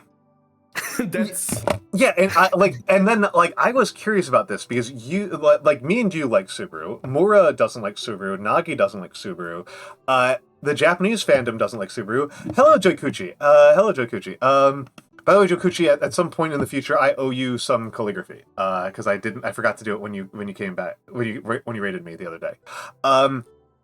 But the other part about it, I was curious about this, so I went to the wiki, the English language fandom wiki for ReZero, and I went to the Subaru page and I read the comments, and 100% pro Subaru. Yeah, the English language fandom loves this guy. The English language fandom thinks this guy fucking rules, and I think he's a really well-written character. I think he's a really good character. I think he's really, I think he accomplishes the main things that we really want in a protagonist. You know, he's present in the story. His actions are connected to the story. He changes in response to things that happen in the story around him. He learns lessons. He has a compelling internal conflict. That internal conflict drives conflicts in the story. This is like everything we want. Like this is all strong protagonist attributes. These are all strong protagonist attributes. And it is fascinating that I just genuinely don't know what folks hate about this guy. Like, I'm lost. I'm lost as to what people hate about this guy. I honestly think one of the big reasons is I've read many times that one of the key things about art is expectations. Okay. And genre is a way, like we talk about genre, how it can be very important, how it can be insignificant, is a way to manage those expectations. And I feel like a lot of people who are way into power fantasy, way into isekai and everything, they have here something that's marketed as an isekai. They go into this story searching for something, and the story does not give them what they want. And Subaru is the main element that flips the isekai on its head, and they feel like he's the embodiment. They want someone like Reinhardt or someone like Kirito. They want the main character who is invincible, and they are confronted by Subaru, and they're like, no, this is not. Remove Subaru, just give me the happy stuff and power fantasy and they want the boring version of this. Yeah. They want the part that's it's oh yeah, Caffles. That's the thing. There are other places where I've seen that happen. Yeah, I've met so few people in the English language Zelda fandom that likes Tingle. One of those things that I have never gotten over as like a little story element that I've found incredibly funny is Metal Gear Solid. Metal Gear Solid 2 specifically. That because I was old enough to play Metal Gear Solid 2 when it came out, and the reaction the American fans had to playing as Raiden. Oh, yes. They hated it so much. It stands out as perhaps the greatest troll, and hello, hello, let me get this right, Fennecoide. Fennecoide, yes. Fennecoide. There we It's go. a Portuguese word. Oh, okay. I'm guessing I'm pronouncing it horribly wrong then. Yeah, no, not that bad. Oh, okay, Fennecoide. Okay. But yeah, it's I don't know Kimetsu no Yaiba. I don't know the series at all. But it's but I think a lot about that particular moment, because there's differences in how different cultures perceive a character like that. That American fans saw Raiden as whiny and pathetic and effeminate. They hated Raiden. And I tend to think it is perhaps the greatest troll moments in all of video gaming history was when they do the preview version. They had a preview demo that came out before the main game came out, where you played a snake for 2 hours. Yeah.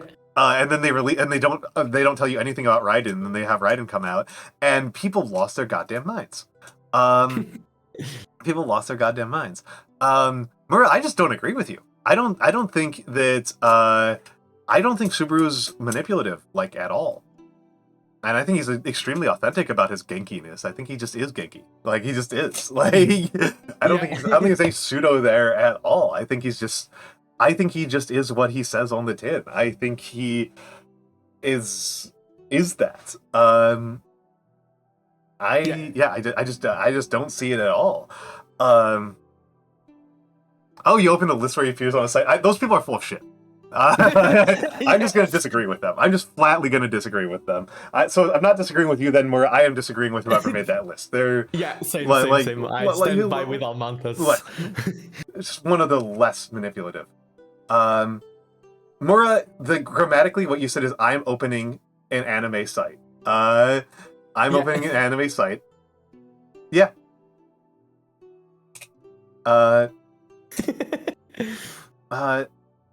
Damsel from mainline.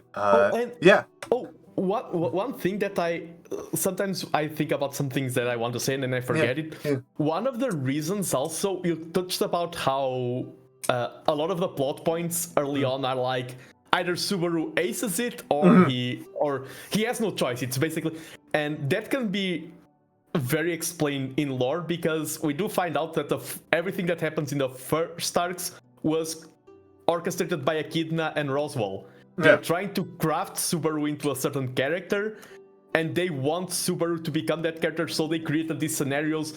The trials feel too much forced, because they are indeed trials created by someone in universe. Now we are watching the Arc 5, the first one you haven't watched, currently in anime. Yeah. Now we are finally watching, like, natural things happening. Subaru is not being the target of everyone controlling everything around him, and he's no longer a puppet.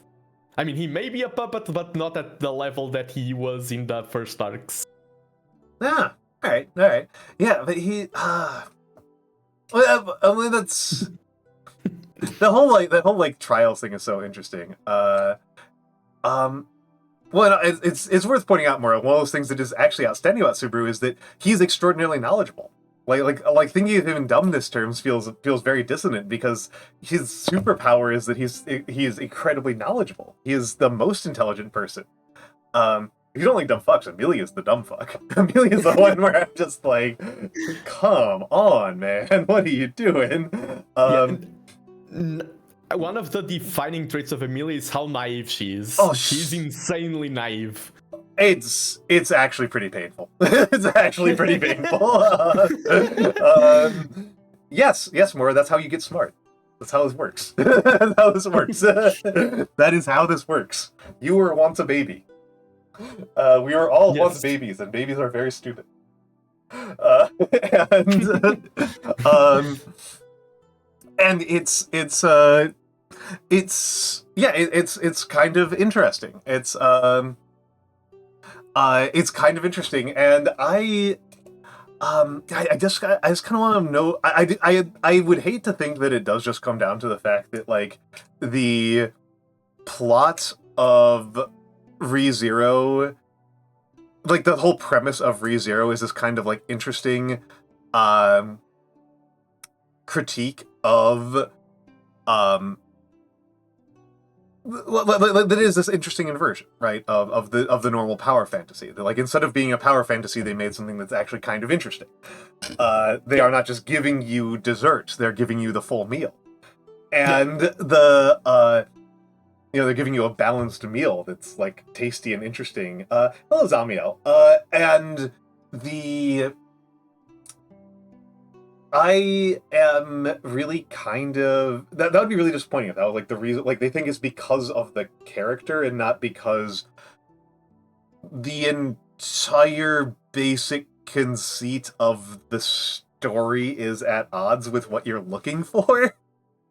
Right? Like, because this is what's going on, right? Like, if you don't like the fact that Subaru is not just like the manly badass superhero who does everything correctly, then like this is just not the story for you, right? Like, it's not. It doesn't actually matter whether or not Subaru is like smart or dumb or annoying or charming or any of those things.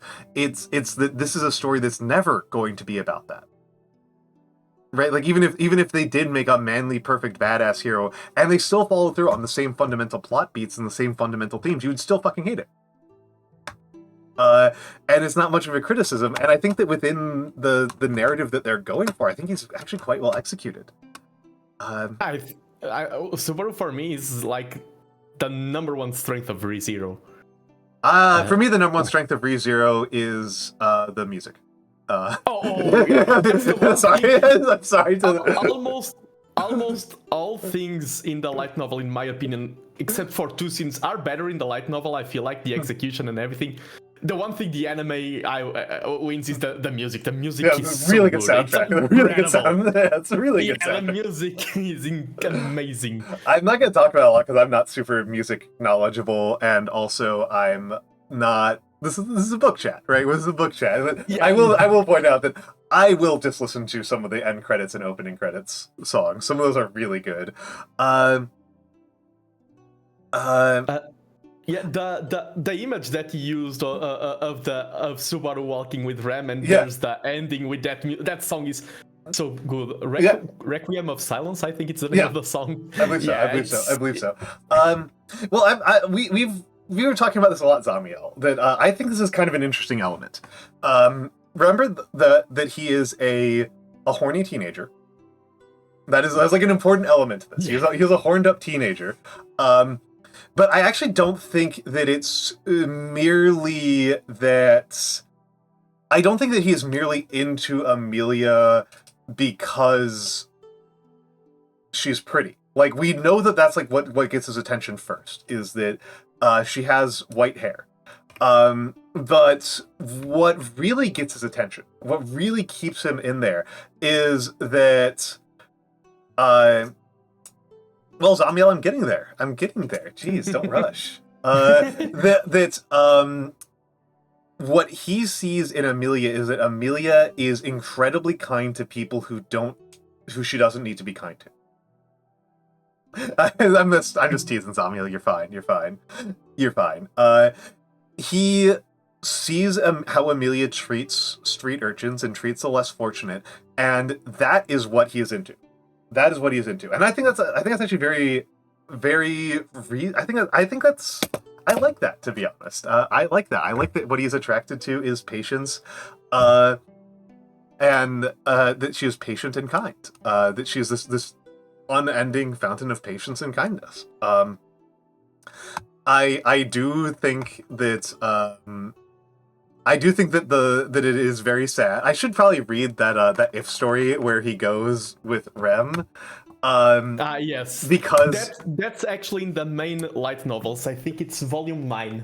Okay. That's included into the main story. Because I think that to me was my favorite part of the show so far, was watching Rem fall in love with him.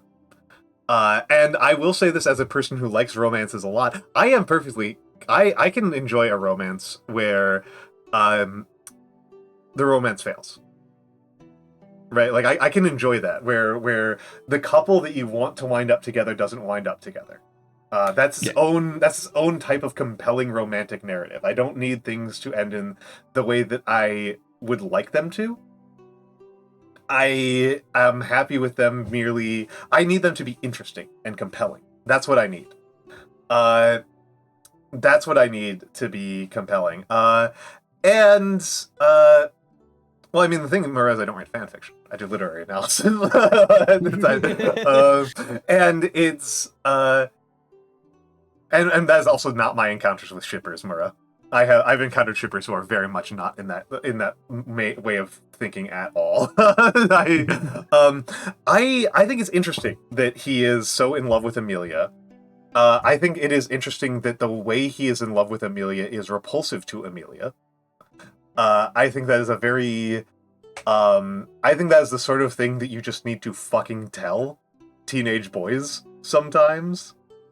That you need to calm the fuck down, give this girl a rest, and let her do things that are hers. And yes, Mura, the shippers who worry about canonicity is the main way I've encountered shippers, or shippers who are really worried about what is canon or what is not canon. I don't think that matters. Except for the purposes of making sure that you're making things that are sustained. And I mean, I think Subaru is learning that like he needs to chill out and not put so much on Amelia. Fennicolai, thank you for the follow. Yeah, and also one thing that I'm going to reinforce there is that Subaru at first is a very self-centered person. Yes, that's true. And for his relationship with Emilia is not about how Emilia feels, it's about how the relation makes himself feel. And we also see that shift in him growing, in him realizing, okay, if this relationship can work, I need to think about what Emilia thinks. Just thinking about what I think is not enough. And a lot of the earlier development from Subaru is him learning that the hard way. That he is way too self-centered at the start of the story. He thinks, and the story reinforces that by granting him the sense of isolation through Return by Death and everything. He is the world, and then he needs to learn that no. If the other person is as important as me, if I want a relationship, it doesn't matter how much I love Emilia. If she doesn't love me back, nothing can be done. And it's not even. I feel like it's fun to say that it's not even learning this about Emilia. It's learning to see how other people are negatively impacted. And learning that he is uncomfortable with watching people get hurt. Like watching innocent people, it is him realizing that watching innocent people get hurt, and that he feels guilty about it. Like I think that he gets to live the life that he does in Japan, in no small part because he believes that his actions don't have consequences. And he, if you are in the mindset, as many of us often are, of like, it doesn't really matter what I do. It doesn't really matter if I give $5 to that homeless guy or whatever. They're still going to be in the same circumstances. And then he sees that no, like if he does that, people die. People die. People that he thinks are cool and interesting and that he wants to be alive in the world die. And so he pushes back against that. He pushes back against that. And of course, obviously, he doesn't really understand that it's because if certain people die, these strands of fate are severed and you live in a doom world and then you get reset back to your checkpoint because this is a plot line that is being set up by somebody outside of him. But in terms of what he learns from this, I think that he learns and he sticks with it. This is one of those things I think is strong writing. He doesn't just learn and then go back to the status quo. He learns and then he keeps on doing this, where he learns about himself, that he is uncomfortable and unhappy when people he cares about die and are hurt, and he thinks it's worth going through hard, difficult things to try to protect these people and to try to make their lives better. And I think one of the reasons Return by Death, in a way, is a power about exploration, Yes. about that allows him. And that's the one thing. He believes nothing he does has consequence because he does nothing, in a way. Yes. And and Return by Death was the gateway that allowed him, and instead to do things. And consequence is a big deal in ReZero. It's one of the main themes of ReZero. And he gets to he gets immediate feedback of, okay, good things have good consequences, and my inaction can have horrible consequences. And that's as I said, in a way, ReZero, Return by Death and everything is a physical manifestation of the problems he already has. They just became more solid, and because they are more solid, now he can deal with them. They are no longer just psychological, now they are physical. Well, they become things that he can't not confront. Yeah. He has to he is forced to confront them. Like, he was in a situation where he could get away, like it would not be obvious to him for a long time what the consequences of what he was doing in Japan were. Because that is a route that I see a lot of people go through in life. I see a lot of people do that in life, and me and Nando are from academia. I'm sure that you have met a fair number of people who are in academia, and particularly who go to graduate school. This is a really, really horrible one. People who go to graduate school because they're so used to being in school that not being in school is terrifying to them. Yeah. It's not that they have something that they need to do that requires an academic pathway. It's not that they have something they want to do where academia is the shortest route.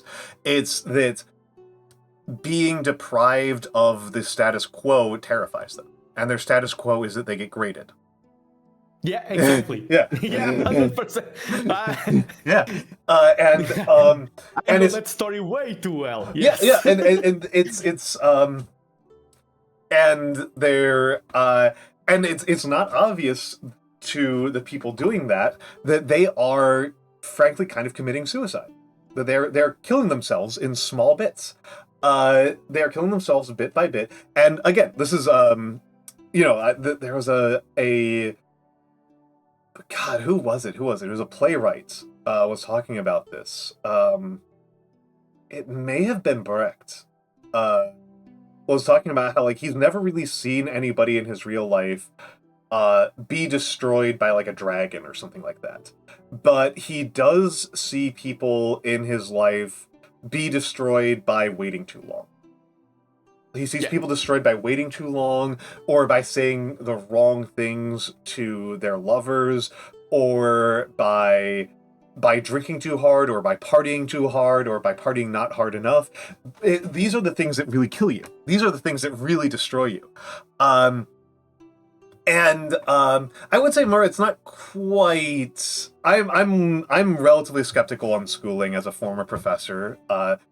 Former is important there.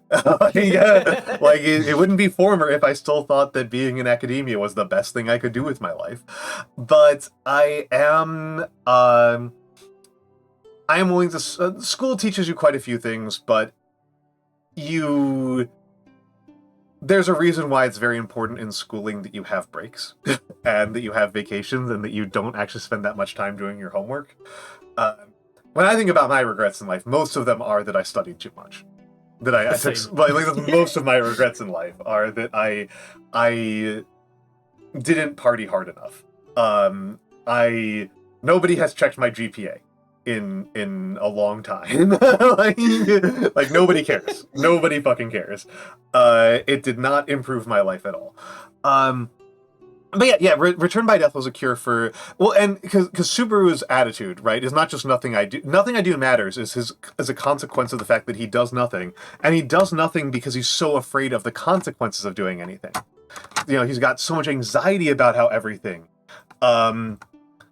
it was how everything might happen. He was so scared of not being able to be as good as a video game character or as his dad that he just doesn't try. And then he And so that spirals into doing nothing. And then return by death, there's two components to it. The first is that he has return by death, which shaves off so many of these consequences, right? They shave off so many of the consequences of doing things wrong are shaved off. He gets to redo things. If he does something wrong, he gets to redo things. At the same time, though, return by death is also, it's the by death part. Yeah. Right? Like, here's an insane what if. For a what if within the ReZero series of what ifs. Here's an insane version of what if. What if he doesn't die? Oh, I thought about that. Yeah. Yes. like what? Because like I am much older than Superwin. I haven't died hundreds of times yet. I haven't died once yet. It would be very normal for him to. It would be very normal for him to make it into his 40s, 50s, 60s without ever dying once. What if that happens? There's some fan theories that say once he would die of old age, he would return to the start of the series. That would be very funny. That would be. Imagine him growing old, getting married, and everything. That is literally an episode of Adventure Time. Adventure Time, continuing to be the most disturbing TV show I've ever watched. God, I love that episode. But it would be very funny if he just like grows old, gets married, has kids. It would be funny if he goes back to the beginning, but like there's another element of just like exploring like what happens if like he never figures out that he has this power. Yeah, and the sloth Eve, and that's the one where he runs with Ram. Yeah. It doesn't show his death. It's basically this route. Of course, he knows he has returned by death, but he just goes and lives a happy life, and bad things happen, but they are not world-ending, so he just moves to another country with Ram and has 3 kids, names them after stars, because stars are very important in ReZero lore. Yep. Hello, Ralph. And yeah, it's that I think would be very funny. It would also be very funny to include like asides of like Echidna just losing her fucking mind. Yeah. Because it's in the only story where there's one if where Subaru had a definitive death, only one, and it was the Pride one where he destroys basically everything, and he dies like around 100,000 times in that route in total. Jeez. But yeah, and basically he reaches a point where he is, even though it's one of the most horrible, he becomes a genocidal maniac. He becomes pleased with the outcome and accepts death. And it ends. Brutal. Yeah, it's very... Yeah, the if routes are very interesting. Yeah. It's oh man, what a goofy series. Yeah, it's yeah, I do like this as kind of like from a literary standpoint, right? Like getting back to like the kind of literary element of this is like where this fits in the genre, where this fits in analyzing fiction and what we might learn about it as both readers and writers. At Radmost, we're doing a literary analysis of a light novel. Not a visual novel, light novel. I would do a literary analysis of a visual novel. If somebody came to me and said, I want to do Doki Doki Literature Club, I'm down. Like, I'm very open. I am very open about this book series. But, yeah, because I guess we're kind of, I think it's interesting to like explore this space more of what does it mean to make a game, well, not a game, a book that runs on this video game logic, right? Because like that was one of those things that has kind of struck me. Like we have a lot of series where like, oh, people have like skill levels and classes and HP and mana and inventory slots and blah blah blah, but we haven't done one where it's so much like, well, one of those really important parts about a JRPG is that it's a linear story. Yeah. You know, so it is a linear story. Final Fantasy VII is a linear story. I keep saying because that's the last one that I actually remember the ending of. Well, you know, Tales of Symphonia has a linear story, etc., etc. And you don't really get to dodge those. And that's a really kind of interesting perversity. Because me and you, Nando, right, we're just some guys. We're just some guys living here on Earth. We don't have control over, like, we can't fight a dragon. They don't exist. And if a dragon did exist, I don't think we'd be anywhere near equipped to fight it. The closest thing I would just run. Well, I mean, the closest thing would be like a bomber plane, right? And what do we do about that? We pray that the military handles it for us. Is what we do about that.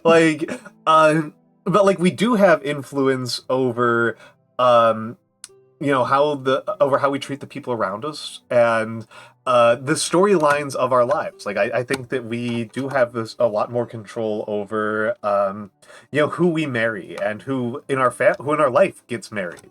Those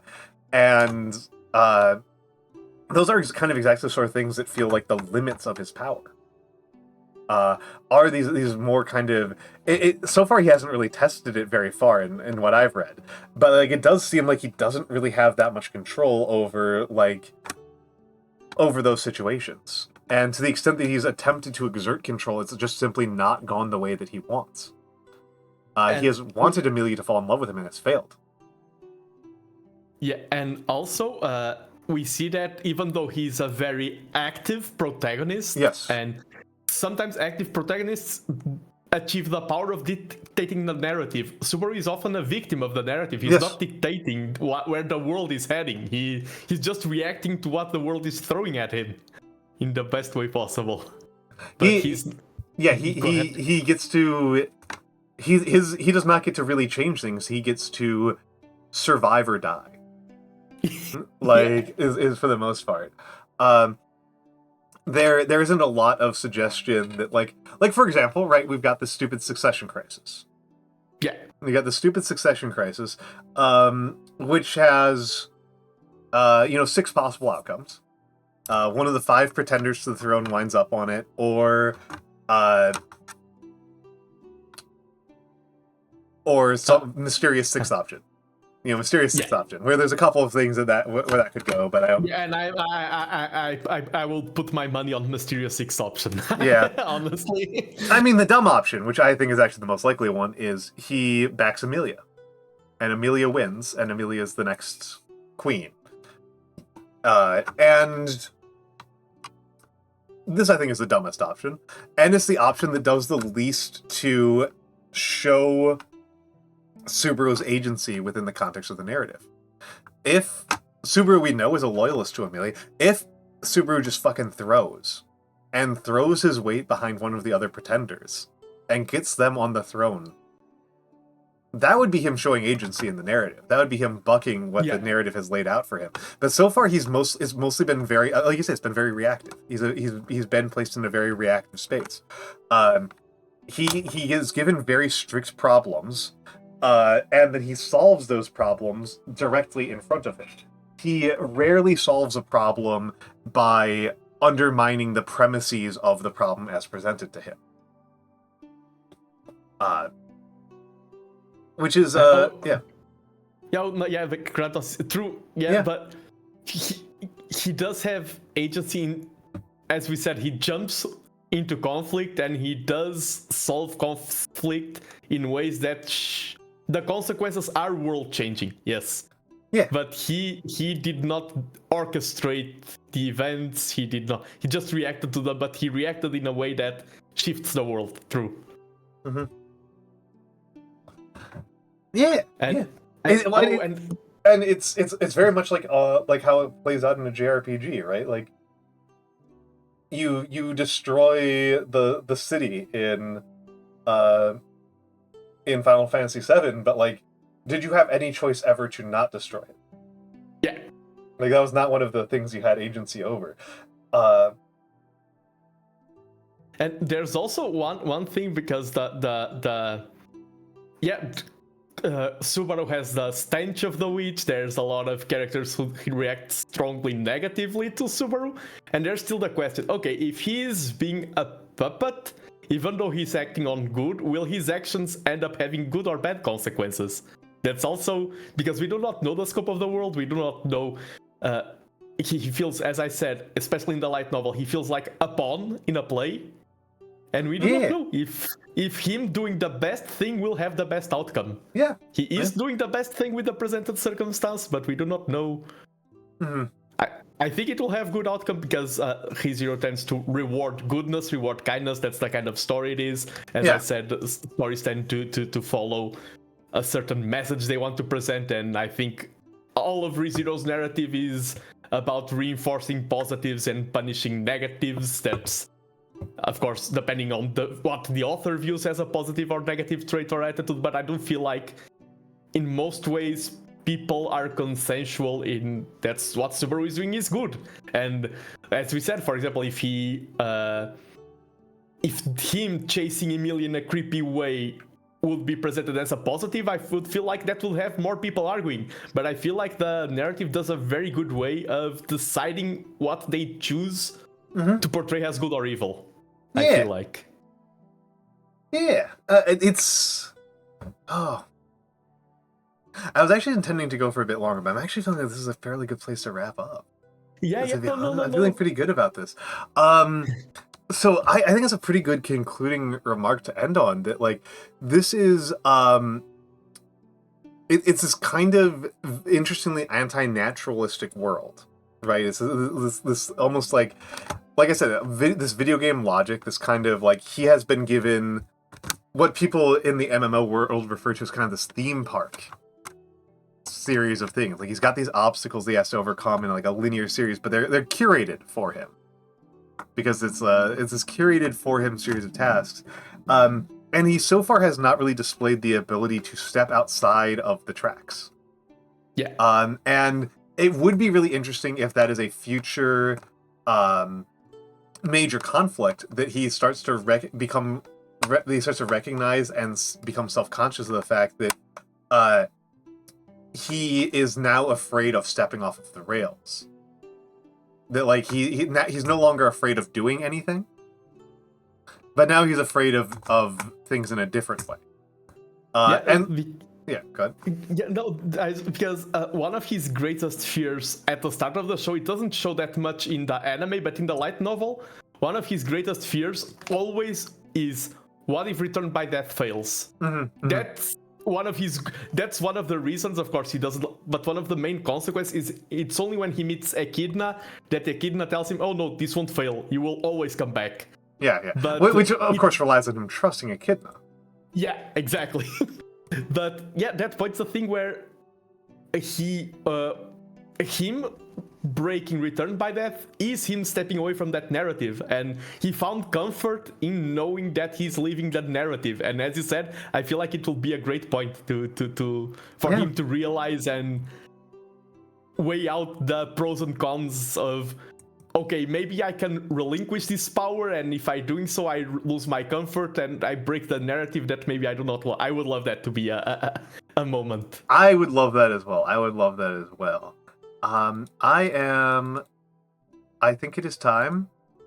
Like I said, I realize that I'm now low on energy, which is always a good point to stop before we final slide. I think it's a good one. Oh, final slide. Okay, final slide. Final slide. It's number 22. Yes, there we go. Final slide. Okay, I'm waiting. Yeah, I think this is, and it's funny because this is what you described as the Hitler of the show. Yeah. And the only part where this character can express herself was basically telling Subaru, love yourself, don't cry, don't hurt, don't suffer, love yourself more. And I think that's the main message of ReZero. And it's strange that the main villain is the one presenting it. Yeah, it is. It is interesting. It is interesting. It is very, very interesting. And let's go all the way back to okay. Slide number, I believe it's 2, but the page selector is not being nice to me. TheNando. Oh, that's me. Plug yourself, my dude. Plug yourself. I hope you enjoyed my talk. I think I've shown how much I like ReZero, and also how, for me, this was very good. I think I showed how inexperienced I am in this, and that is a good way, because as we said, it was by stepping in here into this stream with Almantas that I showed my vulnerability and I've learned about myself. But yeah, I'm an Age of Empires content creator. I mostly stream Age of Empires. Sometimes I do some variety content, and I will try to do things like this more in the future. I'm a huge VTuber fan. I interact with VTubers. That's who I am. Yeah. If you're interested in me, if you like my mustache or something, feel free to drop a subscribe or something on YouTube. Yes. And I've been on Nando's channel twice before, and I'm hoping to do so again soon. Yes. Because I enjoy it a lot. I have a really good time with you, Nando. So we are going to raid out. And I am torn between raiding Vex and raiding Halb. Okay. Vex, I do know. Vex is reading a book. Halb is painting a miniature. Oh, I love both of those activities. Yeah. Let me actually. I will do my tiebreaker. If you don't have a strong opinion, I will do my tiebreaker and see who did I raid most recently. I raided Vex quite recently. Okay. Oh, actually, maybe I'll do Vex just because she hasn't been on in a while.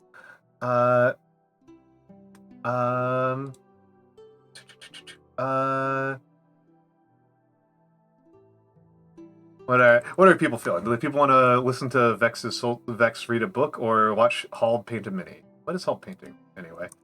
I can't tell from the camera preview. Probably Trench Crusade. Let's go with Halb. Let's go with Halb. I've rated Vex a lot. Okay. She's one of my she's one of my main raid targets. Let me just raid Halbernacht.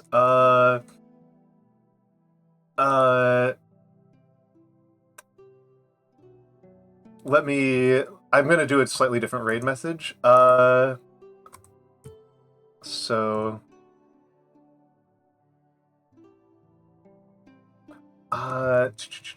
there we go. Raiding in from another world. There we go. That's nice. Yeah. There we go. Nando, it was so good having you here. I broke you again. I apologize. No worries. Yes, this was my first time having a flesh tuber on the channel, which was lovely. Everybody, I hope you had a lovely time. I am streaming tomorrow. It will be Echoes of the Eye, and then I'm streaming Saturday. I'm not streaming Friday because my Oshi is streaming and I want to watch it. I'm very excited for that one. She's doing Princess Maker, PvP Princess Maker. Oh, nice. All right, everybody have a lovely night.